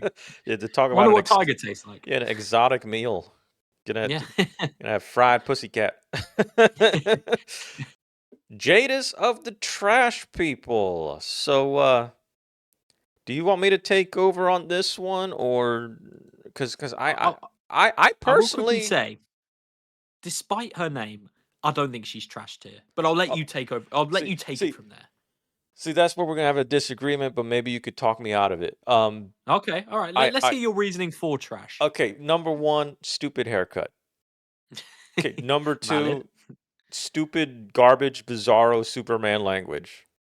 Yep. Number three, literally living in a trash heap. Yeah. Okay. But okay, I understand they had a nice living. Their little container homes were kind of dripped out. Um, and they had an armored zombie. It's like They did. that They is did. pretty I dope, can't. He had a real name as well. I can't even remember what it was, but he had a. He was called like right? Clive or something. Also, I they don't had a remember. lot of people, and they seem to have been fed They just did. fine. So they must have Yeah. been doing something right. But here's the thing for me that really is quite tragic: is she tried to play both sides of the Savior War. Yeah. And not only did it bite her in the ass, but when she got a bit too prideful when Simon asked for an apology, it cost her everything. Yeah. And Tactical naivety as a leader. Yeah. unfortunate for her, but I'm gonna let you argue your case for why I should take her out of trash tier Yeah. and maybe put her in bronze.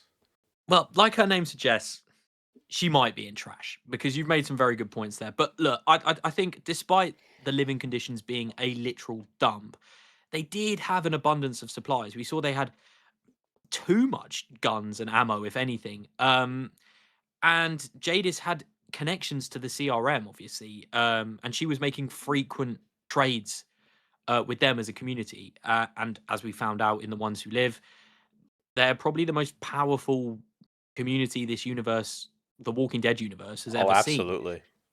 And like you touched upon, their containers as self-containing spaces were actually quite nice. We know they had electricity. Um, like you said, they never seemed to run out of food, and they never had any walker problems.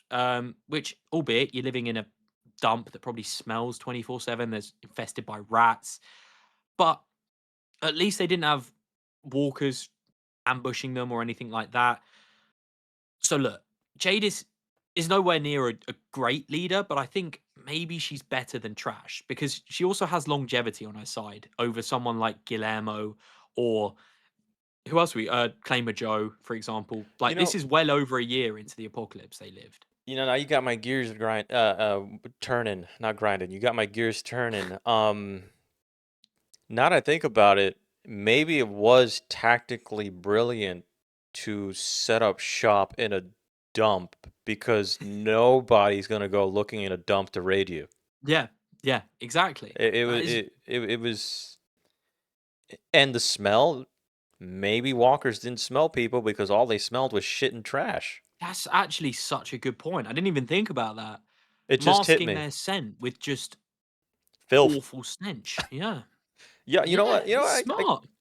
I guess we can put Jadis Don't get me wrong, in bottom bronze of tier. bronze, but like Okay, I here's think my she's hot above take. trash. No, here's my hot take. No, don't do it. Don't My do it. my no, I'm gonna do it. I'm gonna do it. All right. My No. hot take. I hope you're watching the screen right now.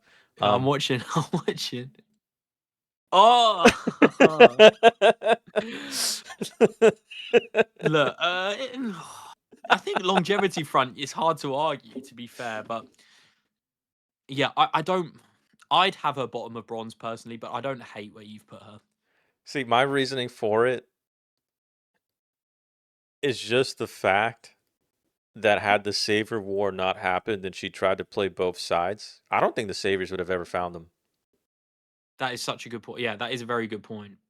I mean, if she didn't abduct Rick and Aaron, they would have never felt like they Yeah. could have just survived as a self-sustaining community and not got involved in this war. But yeah, Yeah, I think we got to give Jadis a little more props. Plus, yeah, it's kind of funny the way she looked at Rick and looked at Michonne and be like, "That yours?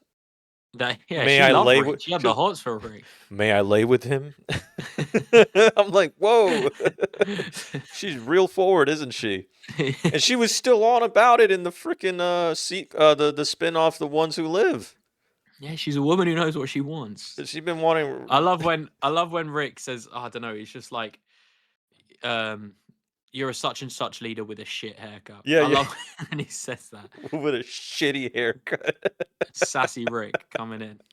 God, man, I love Rick. We'll get to him later in the list, though. I can't Yeah, wait we till we will. get We to will. to Yeah, I'm Rick. excited for that one. Now that we have Jadis in bronze tier, I'm thinking next up is somebody who there's really not much to say about, or Natania Should from we group Oceanside. the two Oceanside leaders kind of together, talk about them? Because there's not that much to really say about these two, I'd say. I mean, I got some things to say about Natania at least. I mean, Yeah, I've got a small paragraph. Did you want to kick us off, or do you want me to start? I mean, I'll take the bullet for the team because Go honestly, on. these characters are Go not on. very interesting. So Natania, she got all her males killed by the saviors. Yeah. But here's some positive. They survived a long time, Yeah. and the biggest feat for me is they managed to escape the saviors' watchful eye overnight and just completely left to a new location. Yeah. And they had a That is shit ton of guns, and there was plenty of food because they're next to a fucking beach, plenty of water. You yeah. could distill the salt water if you really need to. Standard of living was kind of cozy in those cabins. Yeah.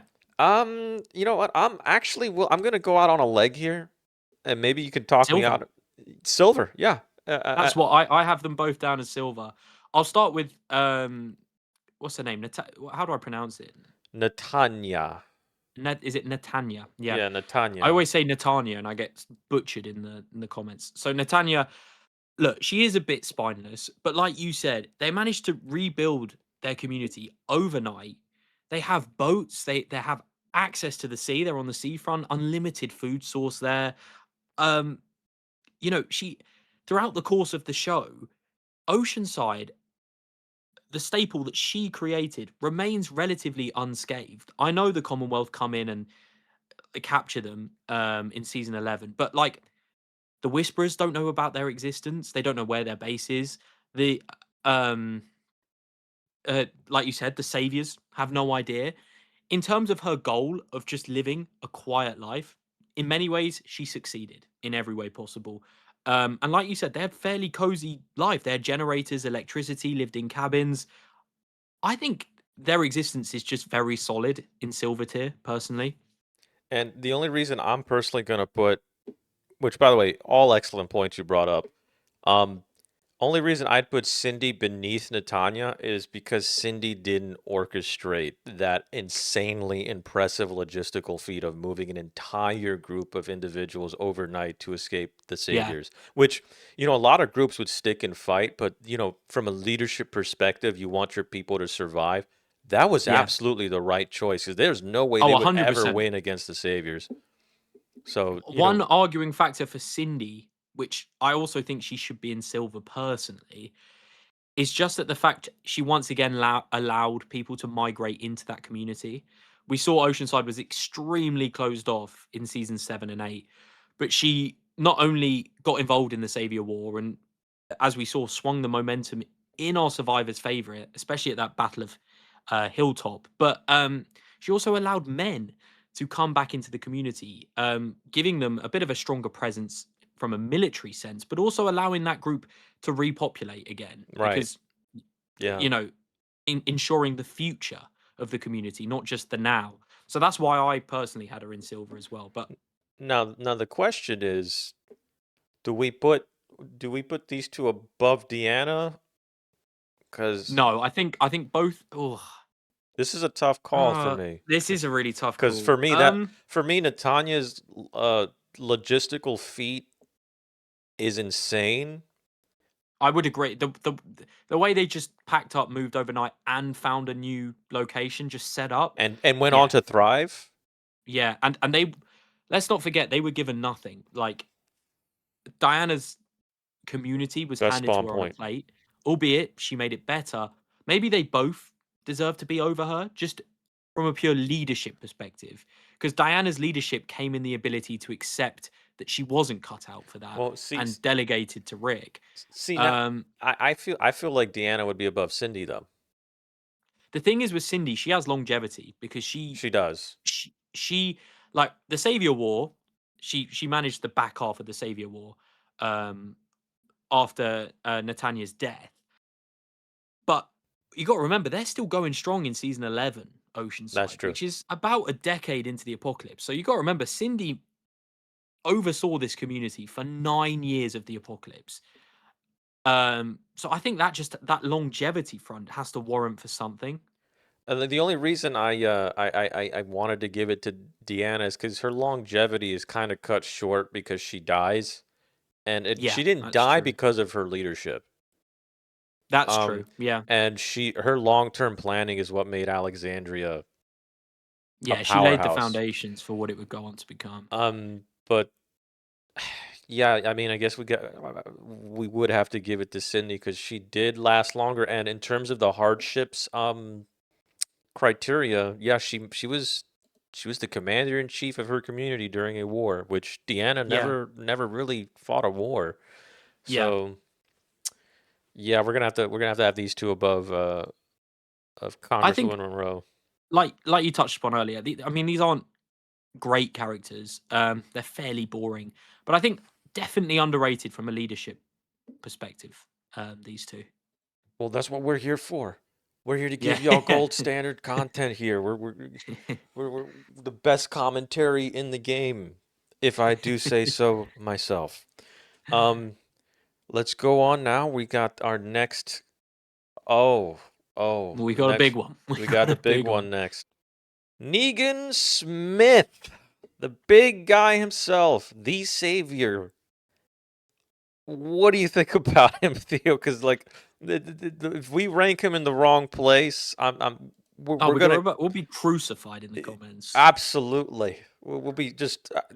I don't even want to see it. I mean, First I off, I could like to already say see it, but Negan, very talented chef. We see him cook spaghetti. Carl enjoyed it. So I definitely think there's some plus points from that perspective. But look, I think Negan as a character is a great leader. He's very fair, I'd say. Well, that's debated. I think the thing is that I was torn between is pre-redeemed Negan was actually just a bit of a menace who we kind of overlook. Like he burns Dr. Carson in a furnace for helping Dwight, a prisoner of his, escape. Like imagine if Rick did something like that. Like oh, yeah. Um I think you know, he has women as wives. Multiple of them that he forces to be his wife. I know it's not in a sexual way or whatever or whatever. I mean, the writers desperately backtracked on that aspect of his leadership as they tried to redeem him. But he also actively seeked out communities to enslave and then took 50% of what they had. So on one hand, that's a very business savvy kind of thing to do. You always have an abundance of supplies. You have a obviously we know they turned against him, but in theory, you have a coalition with groups. But obviously, that came back to bite him in the ass, and it also creates a lot of resentment for someone like Negan, a leader who's forcing these unfair exchanges for these lesser communities, and that would play into his downfall ultimately. see, for me, one of my first big commentary video Yeah, was on whether or not Negan was right as a leader and ethically. yeah, Specifically, just speaking about Savior Negan. Um, and I gotta say, like, you have to respect the fact that he was able to have so many vassal states and yeah. so much manpower under his control. You It have was a to metropolis in the apocalypse. It was right. at this point in the story. It was mental that this existed. I mean, like we'd seen Woodbury with 70 members, but Rick and the others slaughtered what they thought was a community, which just turned out to be a single outpost for this guy's Yep. army, He had which is unheard of. Yeah, multiple outposts, an insane supply chain, a bunch of vassal states. Like the power of the saviors as a threat in a community. I did a what if on this. I am fairly convinced that they would slaughter the Whisperers. Like I think they were a yeah, bigger threat. So you also have to respect the fact that Negan's the first villain or antagonist in the show who recognizes the importance of human capital, that yeah, people are a resource. But the problem with Negan's leadership was that instead of looking to foster that human capital, he wanted to exploit it. yeah, So yeah, yeah, for me, the biggest problem with Negan as a leader is that strategically and tactically, yes, he was pretty savvy, right? Because he only lost the Savior War because of Eugene. Like, let's just be real here. He almost yeah. won, but And a little bit of plot armor and a little anyway. bit of plot armor, of course.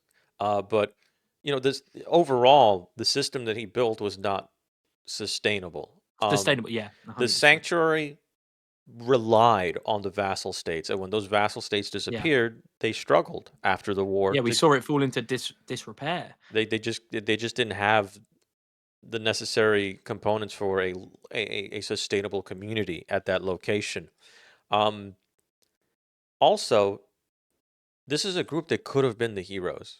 They literally could have been the saviors. They could have instituted a lower fairer tax rate, actually protected communities, and they could have Yeah, created an actual empire of thriving communities. And instead, they went on to exploit them. And here's the most damning part of it for me is the spoils of these conflicts never went to the people in the sanctuary. It only went to Negan's inner circle. Everyone at the sanctuary lived a standard of living that was worse than Alexandria, yeah, Hilltop, the Trash People, Oceanside, Woodbury. They were living worse than Terminus. They were living worse yeah. than the Grady Memorial Hospital cops. Um, So Well, for there's a scene, isn't there, where there's almost like this fair going on, and yep, it's just like Negan and his inner circle's discarded goods, stuff they don't want, and then they were just kind of left to trade for these miscellaneous items. So it's kind of like the rich get richer and the poor get poorer. And I think fundamentally, as a community, that just doesn't work. And I think Negan as an individual is a great leader because you can rally behind him. He's got a great voice. he He's has the physically potential to be really imposing. good. Yeah, yeah, 100%. And I think he had the right idea in principle, but his execution was just a little And bit a lot off. of people don't want to. There's some people who hate Negan for very reasonable reasons. But unlike previous villains on the show, this is a guy who genuinely thought he was doing the right thing. Yeah, This is a guy who genuinely had good intentions, but the execution just wasn't. It just wasn't there. Uh, yeah, and at the end of the day, all everything that he accomplished, it didn't really help the people that he was protecting. Like all they had was shelter at the sanctuary, and yes, they had food, but they had to work for it. It wasn't yeah, just given to them, even though they had an abundance of food. And I think that was done on purpose to make a feudal-like society. Because narratively speaking, this is why I think Negan should have been the last villain. But Negan represented the worst aspect of the old world, where yeah. the working class works their ass off, and they only get a fraction Of of what the upper class get.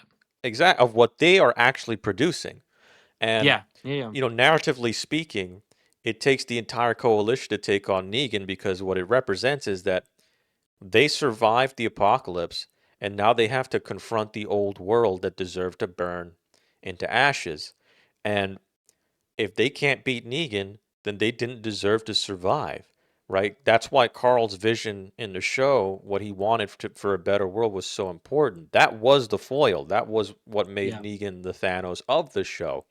He wasn't just a foil to Rick. He wasn't just an obstacle or his shadow or an idea of what Rick could become. No, Negan was the old world. He was the he last embodied. thing. Yeah, Yeah, the last thing that the good guys needed to conquer to build a better world from the ashes of the Walker apocalypse. And that's why I think he should have been the Thanos of the series, and they should have ended it there. But um, in terms of leadership, yes, he's tactically brilliant, strategically sound, really good war fighter, really good at logistics, really good at uniting people and being charismatic and laying out rules and understanding that you need a social contract and that people are important.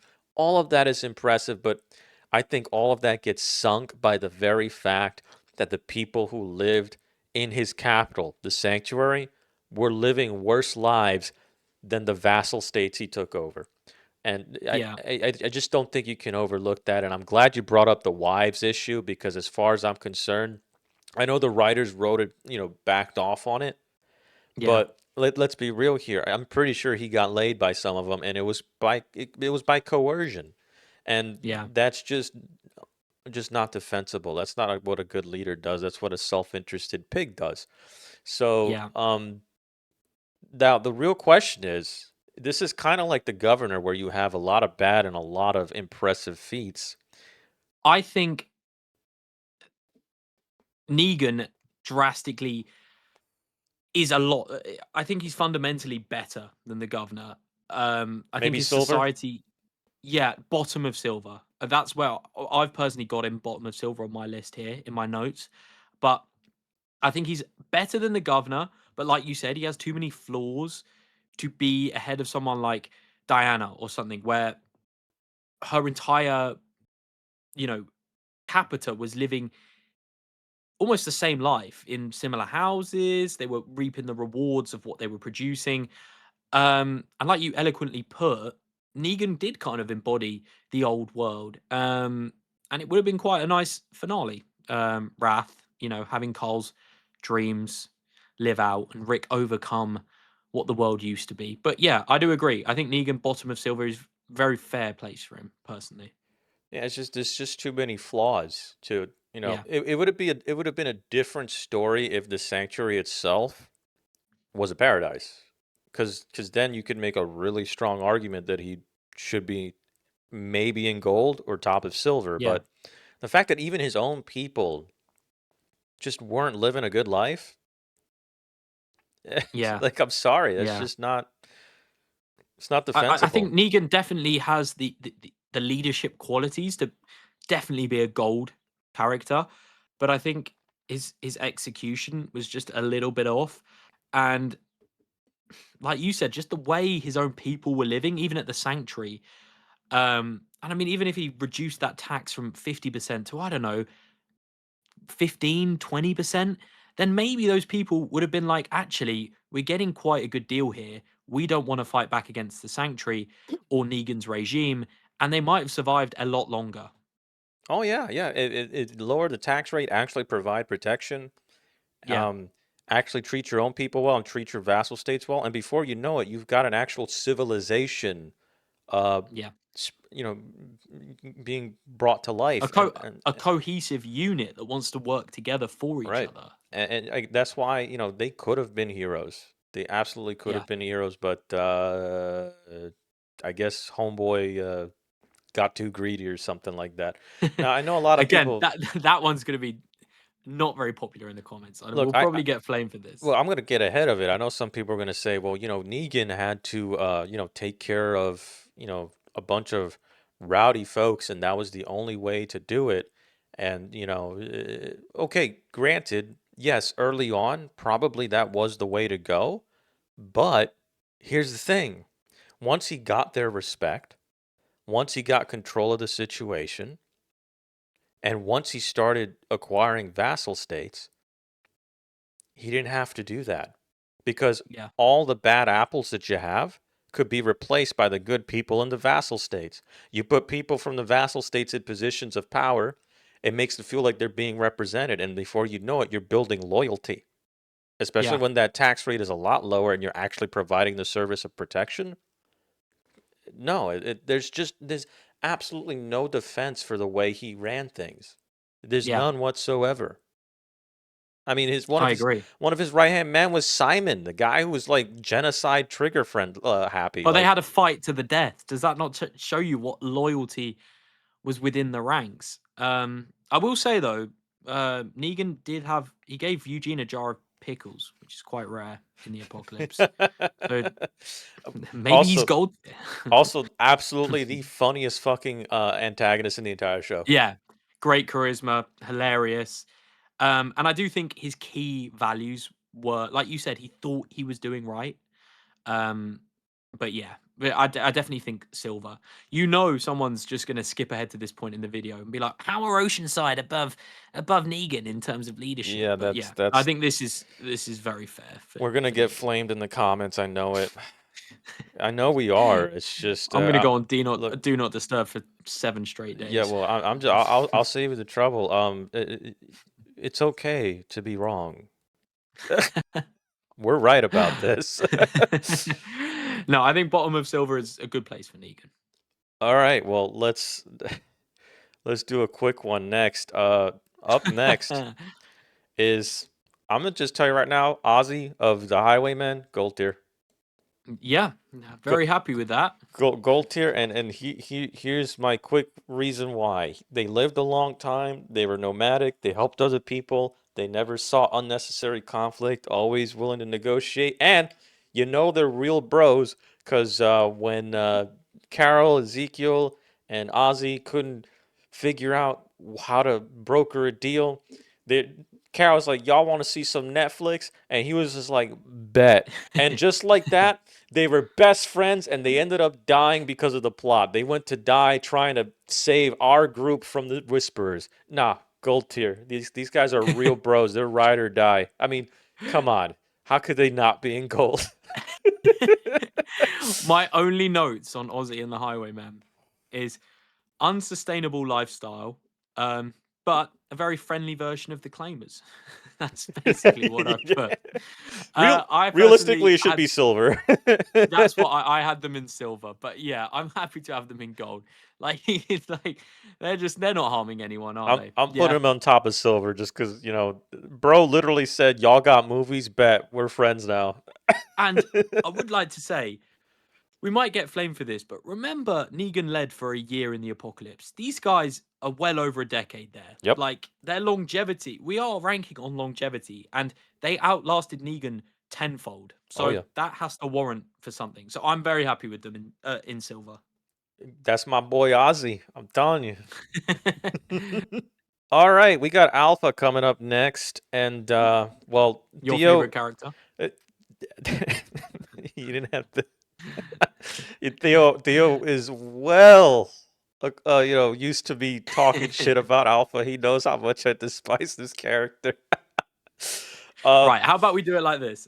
I'll let you argue all the bad points about Alpha, and I will just mention a couple of the good points that I've got here. So what? And then we'll agree to put her in trash. I Yeah. was gonna say, what you're gonna have like what a 10-second spiel like. Okay, so um, I know there's one viewer that's gonna be upset about this. So Alpha, it's a cult of skin mask wearing weirdos who slept and ate in the same bushes they shat and pissed in. That was the livelihood that they had. I What, mean, you don't want to live like that? fuck no. Oh, don't you love the fresh smell of rotting flesh and shit in the morning? No, like on top of that, they utilized walkers as their primary like offensive and defensive weapon, which at face value is like, yo, that's pretty cool. Here's the thing though, like walkers they stopped being the threat after like season 3. Like Yeah. and it's as a weapon, that you could have that weapon malfunction.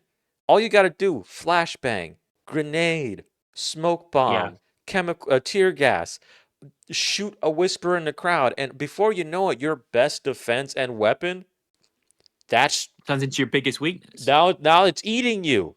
It's a I would also stupid idea. I would also like to say, for plot reasons, they've survived two seasons in the show. Like when they're at season 9 and Alpha is demanding for Lydia's return at the gates, they have guns. They could have taken out the entire, I mean, besides Beta, but like the entire hierarchy of the Whisperers right then and there. Yep. And that would have just prevented so much hassle, as we saw in the show. Could you But I imagine? will.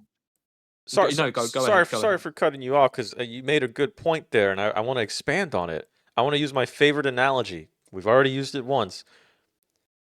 Imagine they pulled up and it was Simon. Yeah. You're threatening us? All right, Yeah. kill them RIP. all. Like that's it. Yeah. I mean, we got to be kind to her because all memeing aside, Alpha, given what she was working with, tactically speaking, as a military Yeah. commander, she was actually Pretty fairly good. phenomenal. Yeah. Not enough to I would rescue her also from like to trash. say, on the longevity front, they survived for over a decade into the apocalypse, which is a Right. testament. Look, I know Alpha, we'll get on to D in a minute, but inherited the ideas and the philosophies of the Whisperers from D. She obviously morphed them into, may I argue, a worse way, making them like a hostile group rather than just an innocent bystanding group. But Right. I think their longevity is it warrants some credit because, like I said, they survived for over 10 years into the apocalypse. Right, but and again, it is commendable. We Yeah. have to be I mean, don't fair. get me wrong, she's going in trash, but like it's what part of trash she belongs in. Right, and why we're just disregarding the longevity, and I could just sum it up real quick. You spend a whole decade surviving, but you're not really thriving. You're living Yeah. in just the worst standard of living. You have to walk around with rotting flesh on your face. And at any point, Beta could decide he just doesn't like you anymore, And you're and he gone. can just walk up and kill you. Like, Or that's Alpha. yeah, or Alpha. Um, yeah, you can't argue. There's no democracy or anything. We see someone argue with Alpha in season 9, gets beheaded. Like, she's Hell, not hearing any of it. hell, So you walk in on her seeing her cry and you're fucked. yeah, Like, and if you have a kid, oh my God, if that kid cries and gets eaten, that's on you. But when it's Alpha's daughter, and all the exceptions, and yeah, I feel like that's one thing some people don't recognize. I know because there are a small group of fans of the Whisperers. Um, it was a cult. yeah, It was not a group designed to facilitate the betterment of the well-being of everybody in that group. It was a cult designed to improve Alpha.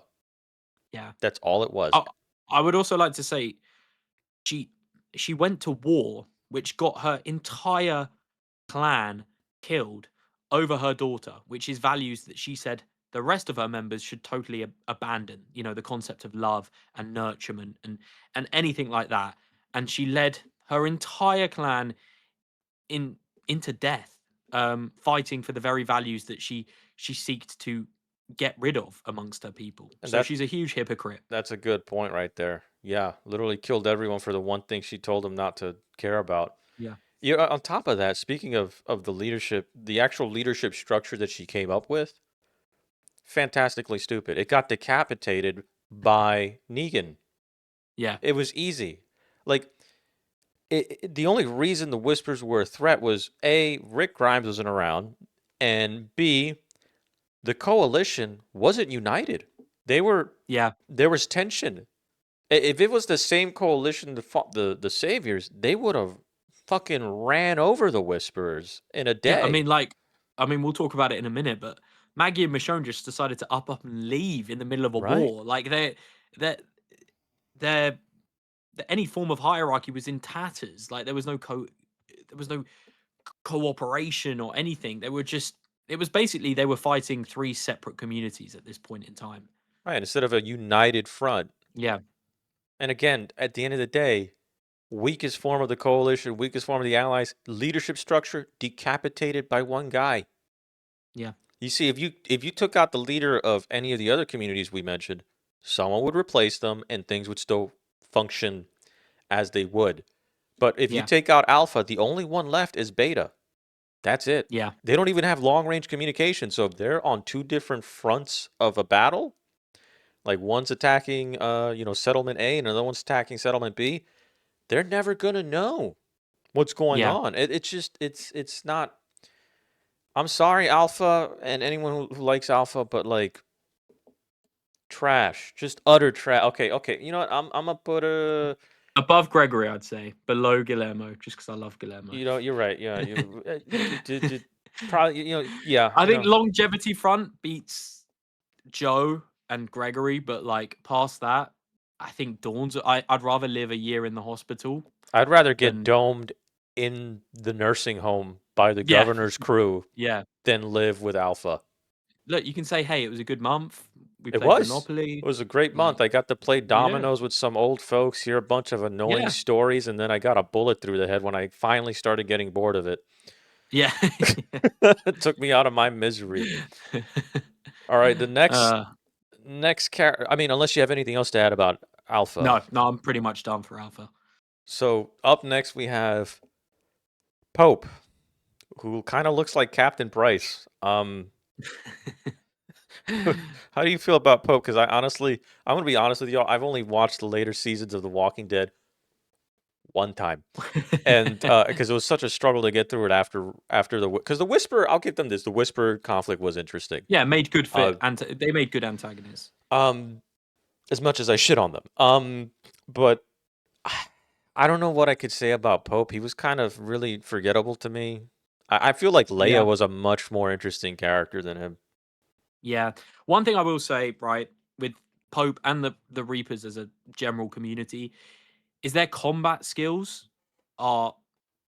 I mean, they're former military personnel who became private contractors. Like they are assassins in every sense of the word. And Pope, um, he leads this group for over a decade. Yes, that their survival plan is incredibly unsustainable in the fact they will just raid, slaughter, and Well, to be take over fair, any community they find.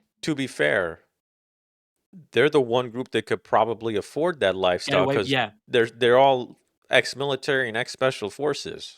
So I yeah, get, that 100%. that works for I them just think, I just think personally, like, why would they not just find a community that was self-sufficient, and take work for it by them. force, and then just live there happily ever after? Or even better, don't risk your people, just work for them. Yeah, yeah, that's very true. I personally had Pope in bronze, kind of for the longevity, also for the fact he's ex-military, has insane combat skills, and managed to be the vocal leader.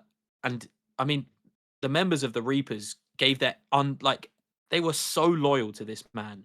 Um, he commanded so much respect amongst this group that I think he deserves a bronze, but maybe no. I was about to say silver. Let me not get ahead of myself. Wh- Bronze Where, personally. but where would we put him in bronze? Because I everything you're saying, I agree with. Yeah, let's My look at that question is bronze where because like my intuition is telling me that he's probably top. That's where I put like right him. here. Yeah, I think Yeah, his longevity and his skill set are better than the Governor's. Like, again, we're talking over a decade into the apocalypse here. Like, didn't Mag dump his own people? he didn't mag dump his own people. He's not 0 for 2. He's only 0 for 1. Um, and look, I think top of bronze is fair for him. I think Negan's a better leader than him. Um, Oh, without a doubt. but I think he deserves top of bronze personally. And to be fair, I feel like maybe Pope probably also committed more atrocities than Negan. Oh, Yeah. 100%. I mean, like, I think there's like an audio cue where I think his name's Elijah. It's either Carver or Pope. Anyway, one of the Reapers just like brutally murders his brother in front of him. Like, these people are just not nice. Like, they are not someone you want to mess with. And they've probably done some unspeakable things in the 10 years they've been alive um, on the planet. I mean, we see Pope ordering Leia to go and kill children. Why? Who knows? I mean, they're not they don't pose any threat to them. He just for the fun. I Just think he for the just likes shits and seeing giggles, bloodshed. bro. But yeah, I mean, the only thing with Pope and that kind of game plan of just taking communities is it obviously led to his downfall. Maggie survived, brought back, you know, a group of people, and they eventually ended. They came across Daryl, prime Daryl Dixon, and it unwired everything they'd worked for. And that's always the danger with a game plan like that. Every co- Excuse me. every Sorry. engagement, every conflict is a risk that you lose. Yeah, exactly.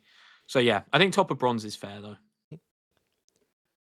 All right, up next is Maggie Rhee. Um, Not exactly a popular character with audiences after Glenn died. Yeah, Uh, quite polarizing. do you want to start, or do you want me to give you some of my thoughts on Maggie real quick? I'll get the ball rolling just based on what you've said. I think a very polarizing character. You get die hard Maggie fans and then people who despise Maggie. But in reality, I think you always find when a fan's got loads of haters and loads of lovers, their reality is somewhere in between. And for me, Maggie is that. I think she's on paper a really good leader. She's fair. She has good morals. Um, she transformed Hilltop into something quite prosperous. She installed a water tower, which is one of their biggest problems No earlier on easy in the feat, by the series. way. No easy No, yeah, feat. exactly. No easy feat. But then again, she does just flat out abandon her people for basically an entire year with no explanation. And I know that was because behind the scenes there was contract disputes between Maggie's actress But it's still canon. and AMC. But you are correct. It is still canon, and she has to be marked down for it. I'm sorry, abandoning your people at their biggest point of need during the Whisperer War. Um, I think it's unforgivable. So for that reason, I have her in silver. I think she has all the elements to be in gold, but I think on the show she warrants a silver. She's too emotional. She abandons her people, and I think that lowers her down for me personally. Right. For me, it's she had solid leadership in the Savior War. Yeah, Made many good decisions, and went on to lead the community for quite some time. But her leaving, that's a negative mark. yeah, Her obsession with revenge. This is something people really, I feel like, don't mention enough. Her obsession with revenge, and along with Daryl's obsession, is the reason that ultimately led to Rick being on that bridge. yeah, yeah, yeah, 100%. So, Rick departing and getting kidnapped by the CRM, that's on Maggie and Daryl. And I don't remember, because again, I only watched the show after those seasons once. I don't remember them really grappling with the fact that that was on them. That was all on them for what they pulled Rick To aside go so that behind Maggie, Rick's back and do yeah. something like that, yeah, is yeah, And on top of that, sort of lackluster leadership against the Reapers at first. Like, she kind of yeah. fumbled in the beginning. Well, she got a ton of her people killed. Yep. I mean, I think they went with a squad of about 10 there. And only really our named main characters escaped the fate. I mean, not even Alden escaped death there. So Yep. she basically walked her men and women into a bloodbath against the Reapers. Like you said, I mean, she shouldn't even be really a leader because Rick should still be around, uniting the forces. Yep. And it was her and Daryl undermining him, which is the only reason she had to become a leader because they got Rick blown up eventually, Yep. inadvertently, albeit. But like, Yep.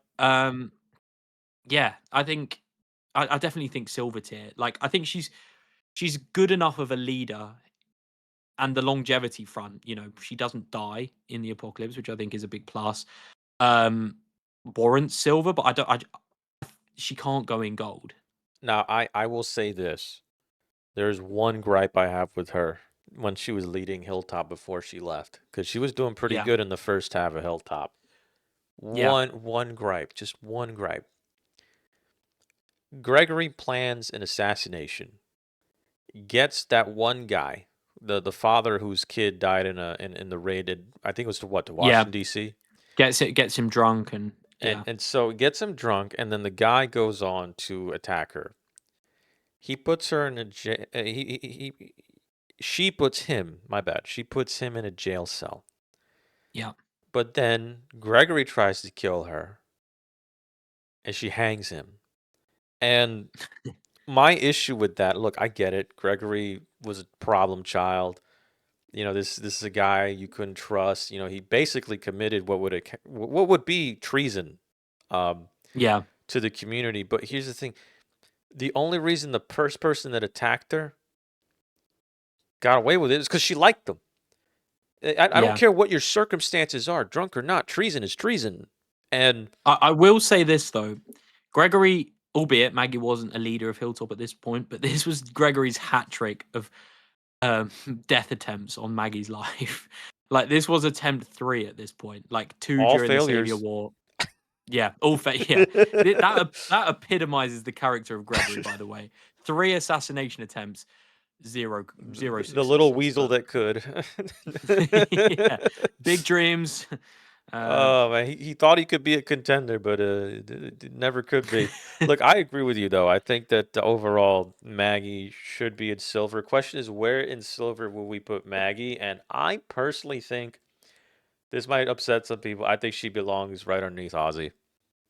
wow, that is. I would have her above Ozzy personally, but I don't hate it. Like, I'm fine with that. Ozzy never hanged somebody, That's very true, and he's a goat. and he never left his people. Yeah, and he likes films. And he likes films. He wanted to Yeah, Netflix and chill. Who could blame him? yeah. Just wanted to watch Titanic. Now, Um, so up next is Tara, who was the leader of Hilltop yeah, momentarily. I, I don't know how to place her because she was put in a difficult position and she didn't really yeah, she want the really is. position. She She was did kind of okay, forced but then she into it. died. So, I would put her bottom of silver personally, below Negan. I think she just does a fine job. She keeps Hilltop ticking over. No one really has any problems with her, and there's even dialogue. crediting her success as filling in for Maggie. So she doesn't do anything bad, but she doesn't do anything great either. I think she's just like that middle of the pack solid leader, personally. I feel like silver's too high for her though. Really. Because I think the thing is, there's such a small sample size. As a person, Tara's quite resourceful. We see her unite Oceanside with Alexandria. Um, she has good qualities. I know she's very hated within the amongst the fan base, but I just think she doesn't do anything. Like, if we look at the top of bronze, we've got the Pope and the Governor who led both of their people to get killed. Tara didn't. Like, Tara kept her people alive in the short time she led them. She didn't do anything. She wasn't actively searching for violence.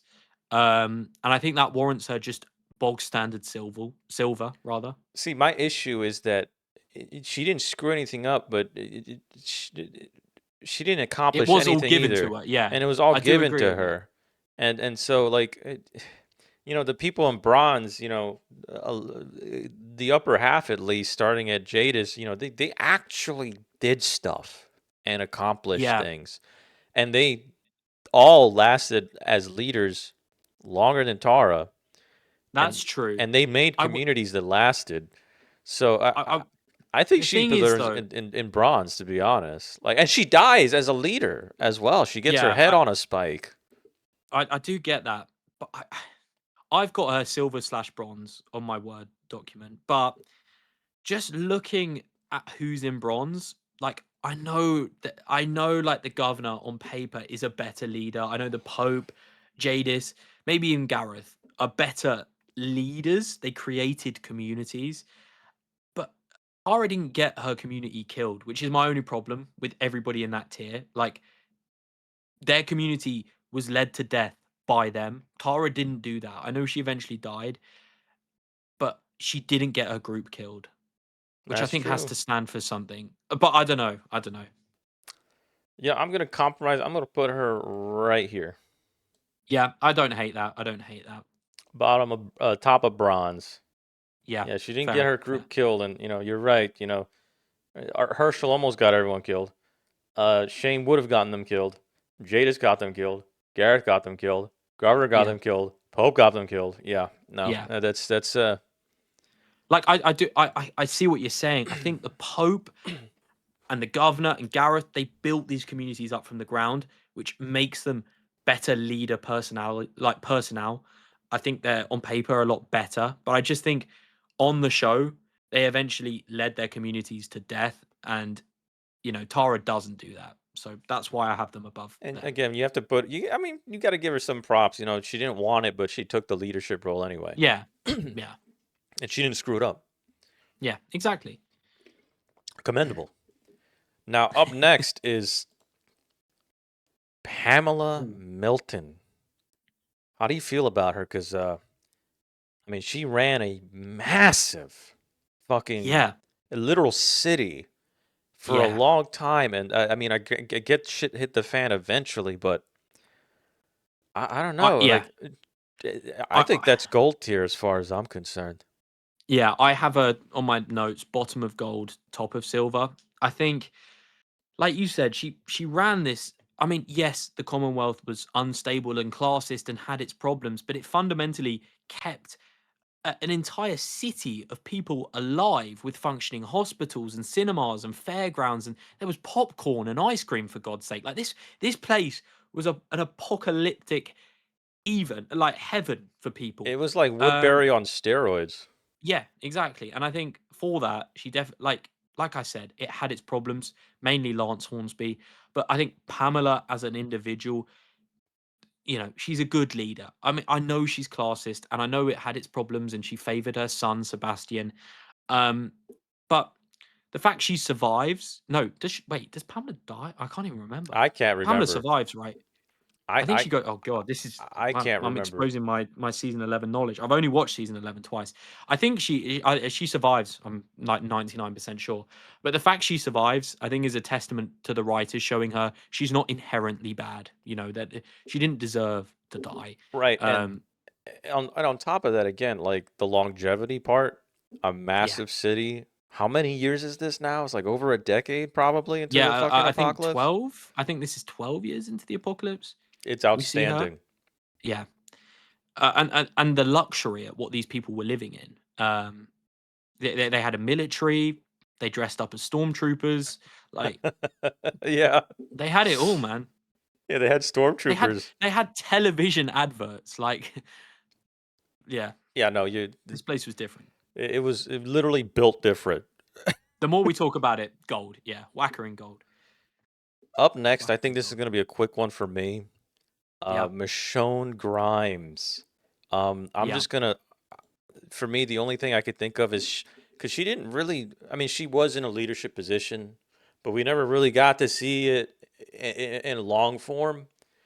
yeah, Um, I think she was a decent leader with great potential, but she left yeah. everyone, and she left her fucking kids too.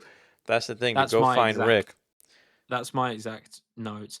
I I had a one spot above Tara, just because even whilst Rick was a leader, she kind of played second in command at Alexandria. She became his joint lieutenant in season 6. That's She true. always had Rick's back. She was always a bit of a voice of reason that just had that edge that didn't make her too soft. She stayed on that fine line of firm but fair kind of vibe, which I think warrants Silver. But again, like you said, she abandons her kids and she runs away in the middle of a savior, beg my pardon, the Whisperer War, which is like a pivotal moment in her community's existence, right?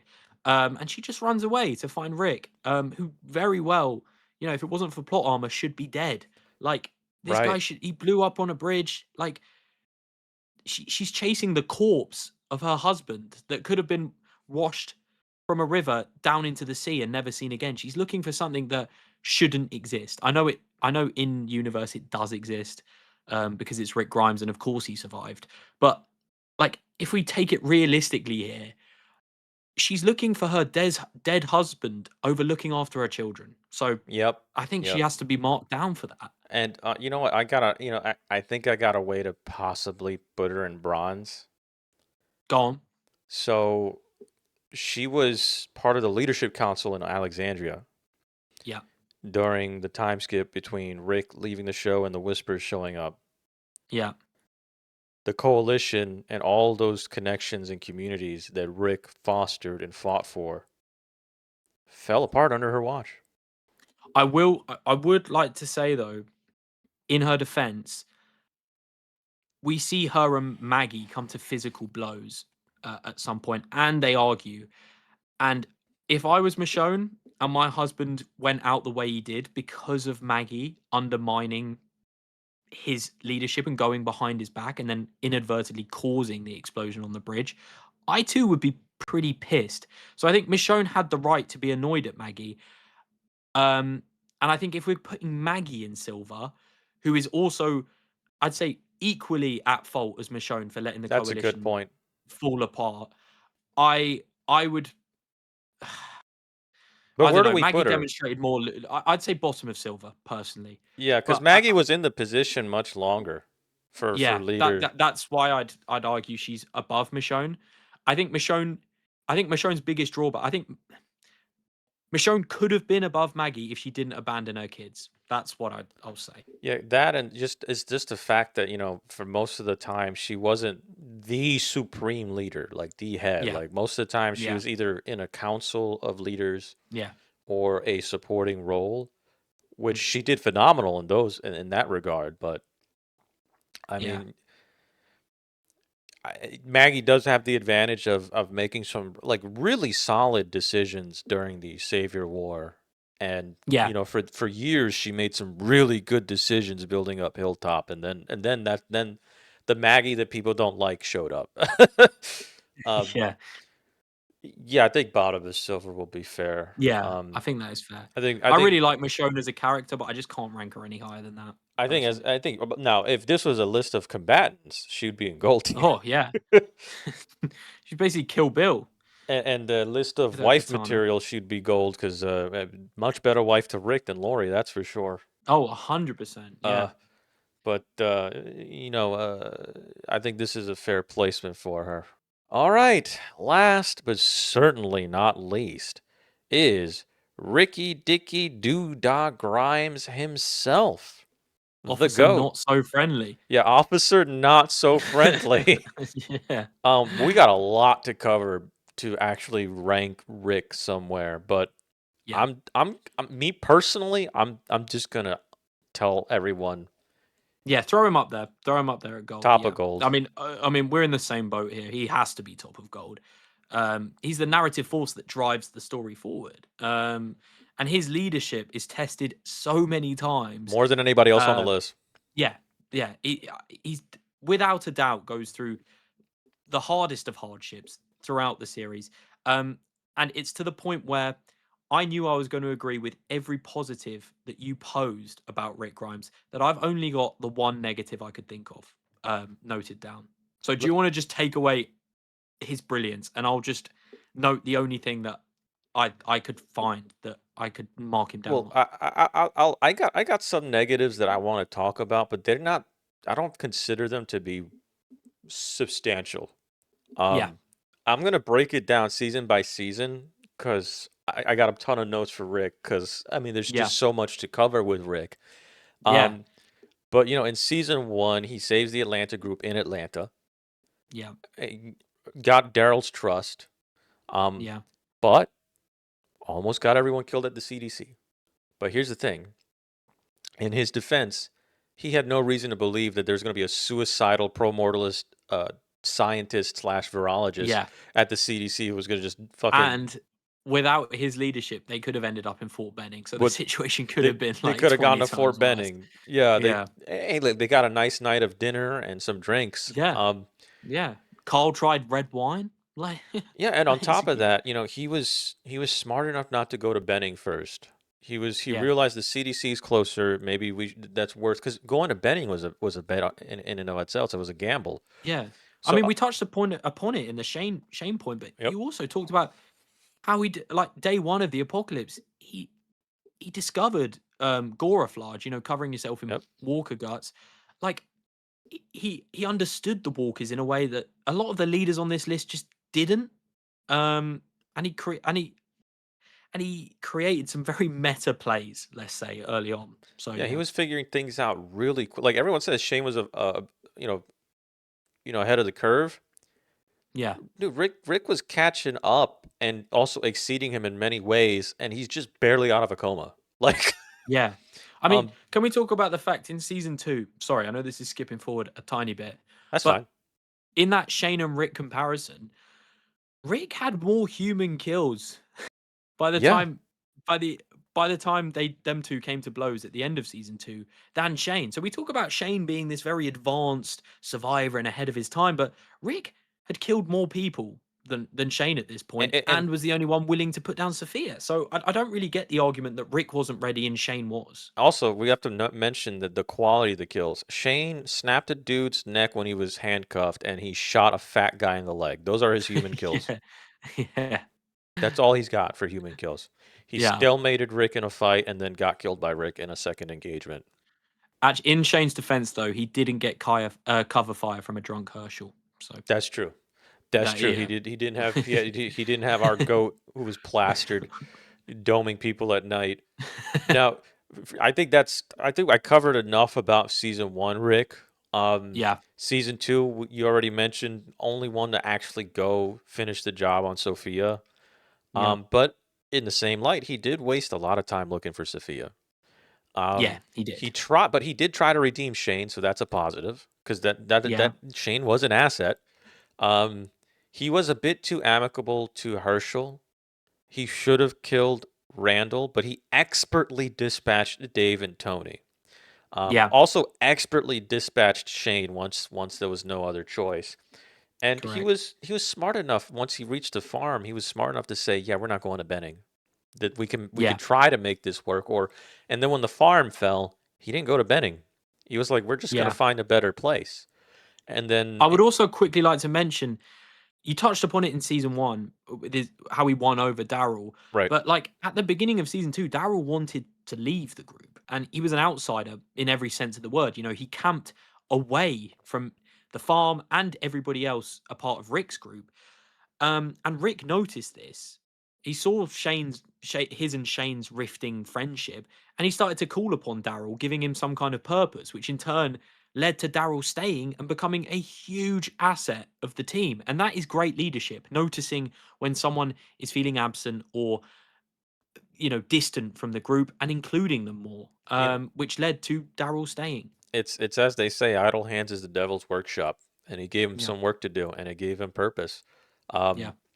Now, when we go to season 3, Rick survives the winter with 0 casualties on the road as a nomadic group. Incredibly impressive feat. Captured the prison, another incredible feat.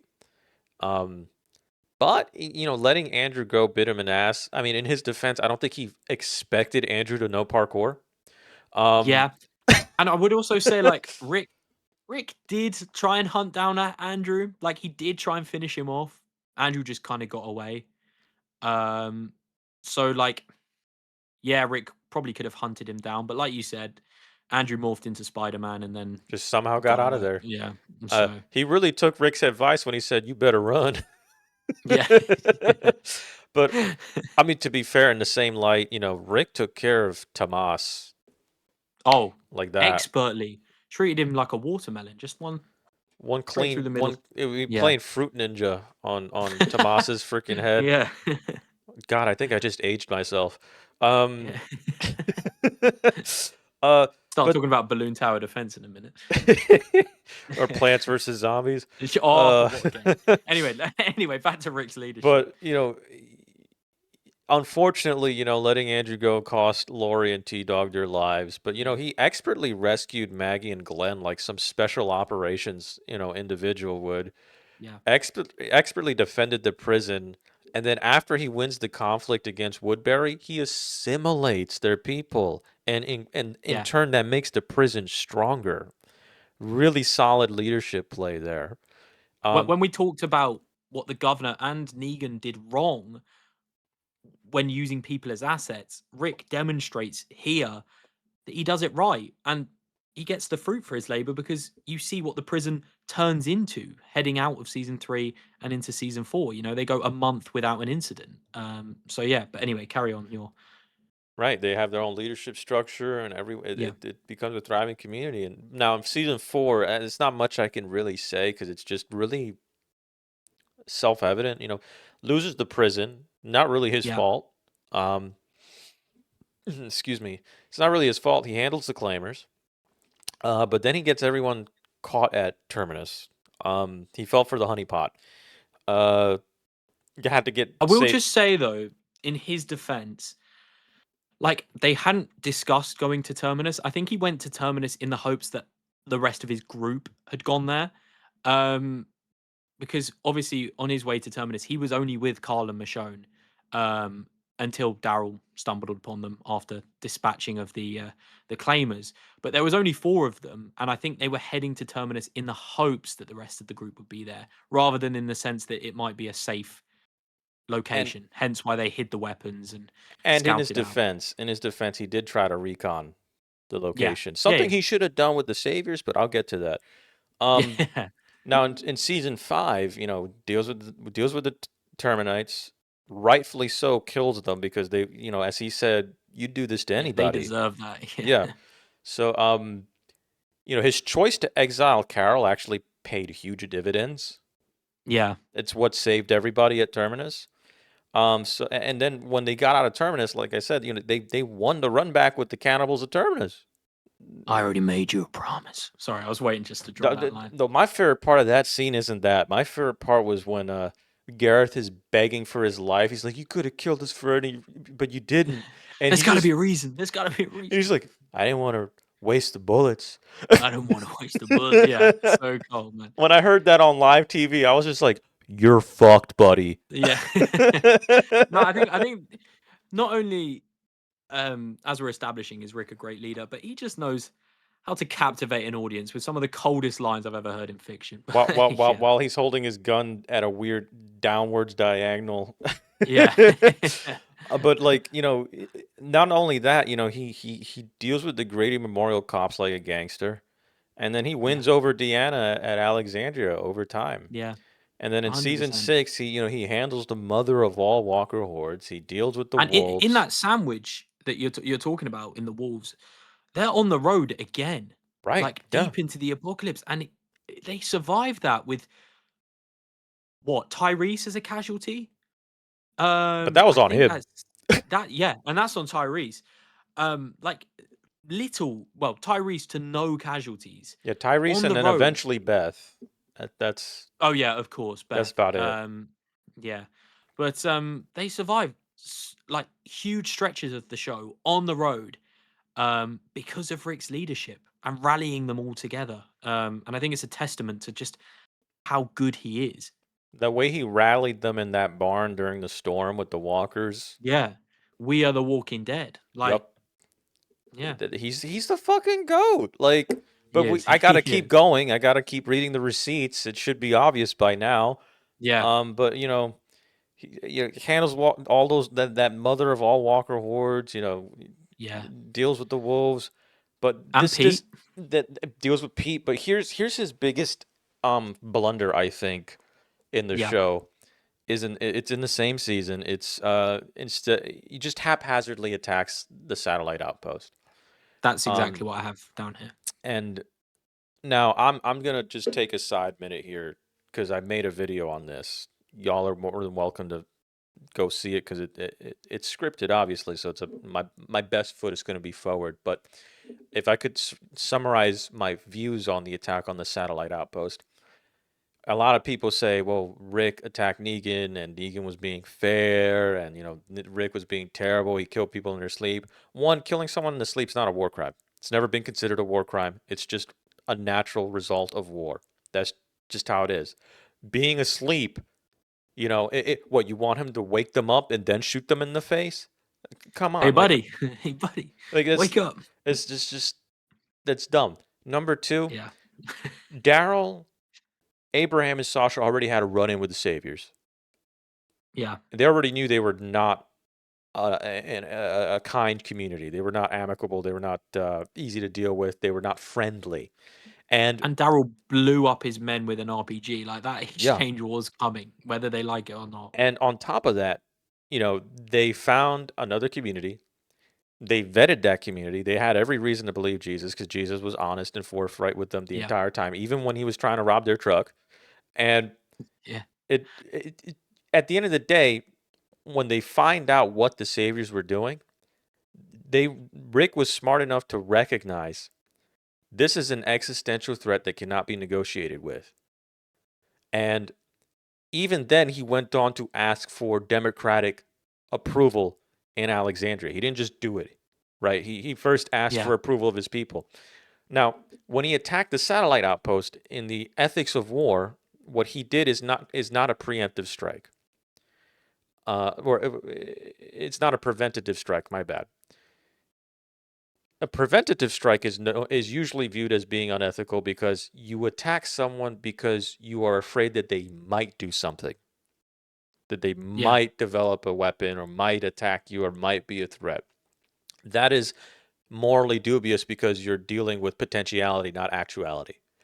Rick had more than enough evidence to make the determination that the Saviors would eventually find them and would eventually do to them what they tried to do to Daryl, Sasha, and Abe, and what they did to Hilltop. He had more than enough Yeah. evidence to justify that. He had enough experience in the apocalypse to know groups like that do exist. It's not a crazy idea. And so this is what falls into the category of a preemptive strike, which is often viewed as being more ethical because a preemptive strike is something you conduct when you know with reasonable certainty that someone's going to attack you first, so you attack them first. So, Yeah. ethically speaking, from a war fighting perspective, Rick was right. The only Yeah. problem is he did not execute it appropriately. There was no recon Yeah. done, and he was kind of feeling a bit confident in himself, and he bit off more than he could chew. And that's where the real critique should be of Rick's leadership. Attacking the Yeah. satellite outpost itself, not a problem, because Rick's group would have never attacked had the Saviors not been dicks. Simple as Yeah. that. I do think you raise a good point there. Like Rick's biggest flaw at this point in the show was his ego, Yep. because he'd overcome everything, right? And he quite rightly had an ego. When you lead your group through the harshities that he'd managed to, galvanize them together and drive them through these impossible scenarios, you have every right to be a bit cocky. So he just waltzed into the savior satellite post and thought, bang, I'll take care of the saviors. Obviously, it eventually backfired. But then, I mean, the other thing I have down here as Rick's kind of let down is he does go a little bit insane during the Savior War. Oh yeah, Um, I mean, I would say a testament to Rick, which we kind of missed upon earlier, was how he was able to cope with his wife Laurie's death he's in always able to season come 3. back. Yeah, he is always that's one of Rick's best attributes. He's always able to come back. And just like he did with Laurie, he hallucinated her. He went to a really dark place for a while, as we saw embodied by when Tyrese and Sasha come into the prison, and he's seeing things and cussing out and shouting. But he overcame that, and in the Savior War, it's the exact same. We see him probably quite wrongly kill a bunch of trapped saviors who are trying to work with him to escape some walkers, and he just coldly shoots them in the back. But as Captain Gold quite rightly said, it's Rick's ability to come back and learn from his mistakes, which I think make him such a good leader. Absolutely. And just real quick, I know some people in the comments are going to say Rick became Shane. No, no, he didn't. Shane was his shadow. He did absorb some of his qualities, but he became something much greater than Shane could ever be. Yeah. But he Absolutely. created a future that I'm not sure Shane would have envisioned for a group of people rather than just a select few, aka Laurie and Carl. And I'm glad now that we're on the Savior War. Now we got past the because that was a human rights violation. That was a war crime what he did. Yeah. It was the one moment in the show where you could legitimately say he was the villain for a minute. Rick's gone too far. Yeah. Not the satellite outpost, but that definitely. But his leadership in the war, he creates a coalition that did not exist, unites them, and unfortunately, the only reason he wins is because of Eugene. But hey, Eugene was one of his guys, and Yeah. he didn't just exile Eugene after they found out he lied.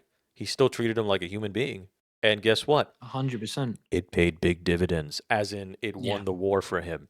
So, and then I mean, after it the shows you war, the value of human life, doesn't it? I mean, Eugene, like you said, wins him the war, and that's down to Rick's leadership of taking him in and creating him into someone who's loyal to Rick over someone like Negan who uses Eugene, um, for material needs, conquering communities and going against his former allies and friends. it's the power of investing in people instead of exploiting them. Yeah, yeah, exactly that. And then after the war, he unites all the communities. They're getting a bridge built. He's keeping the peace.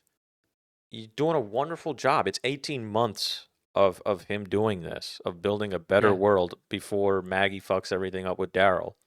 And I'd argue this is actually by far his best leadership. Yep. He in every sense of the word, he's the perfect leader. I know that sounds cringy, but he's united a group of warring communities and got them building bridges in the apocalypse. They're looking to the future. And in this way, he is the best leader that he could be.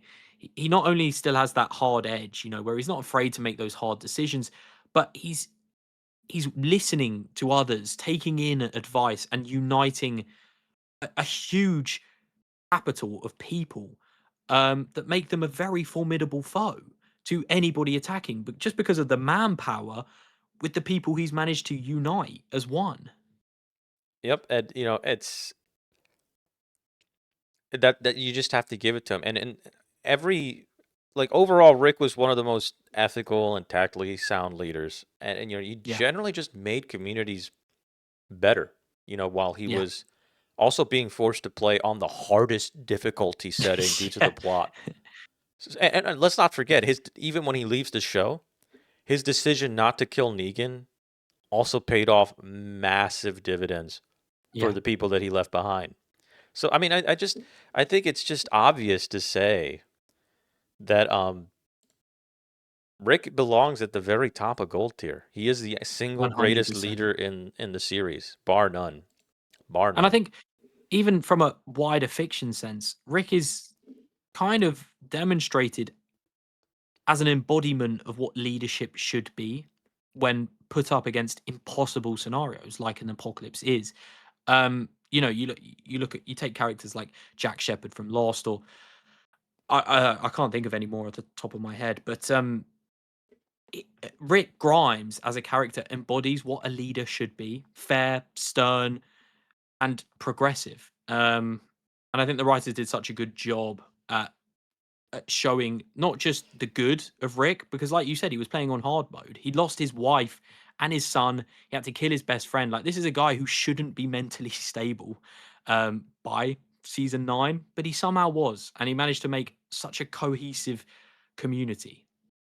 Yep, I don't think it should really be up for debate who the best leader Yeah. is. I think this one, Yeah. if I made it like his own tier, I would put him Yeah. in his own The tier. Rick tier. Yeah. Like he is that far above everybody else. Although it is commendable though that I think the closest person to Rick is Ezekiel. Yeah, I'd 100% agree with that. It is I mean, commendable. don't get me wrong, the margin of Rick and Ezekiel is fairly big, Yep. but I think Ezekiel is also has that kind of same margin over, let's say, third place. I think he's quite clearly the second best leader seen in the series. So, yeah. Definitely one of the most underrated. Yeah, 100%. I never see people talk about how good of a leader Ezekiel was for the kingdom. And Rick Grimes obviously gets his flowers, as you know, as he should. As he should, and the main character of the series. But and he's brilliant. Don't get me like me and you have been glazing Rick for probably about 20 minutes now, and quite rightly so. But I do agree. I think Ezekiel's severely underrated. Alrighty, well that is the list. I'm gonna put it up real quick, so Yeah, that let's y'all examine can this. bask in its glory. I love that Ozzy's so high. He deserves it. All right, let him have it. You know what?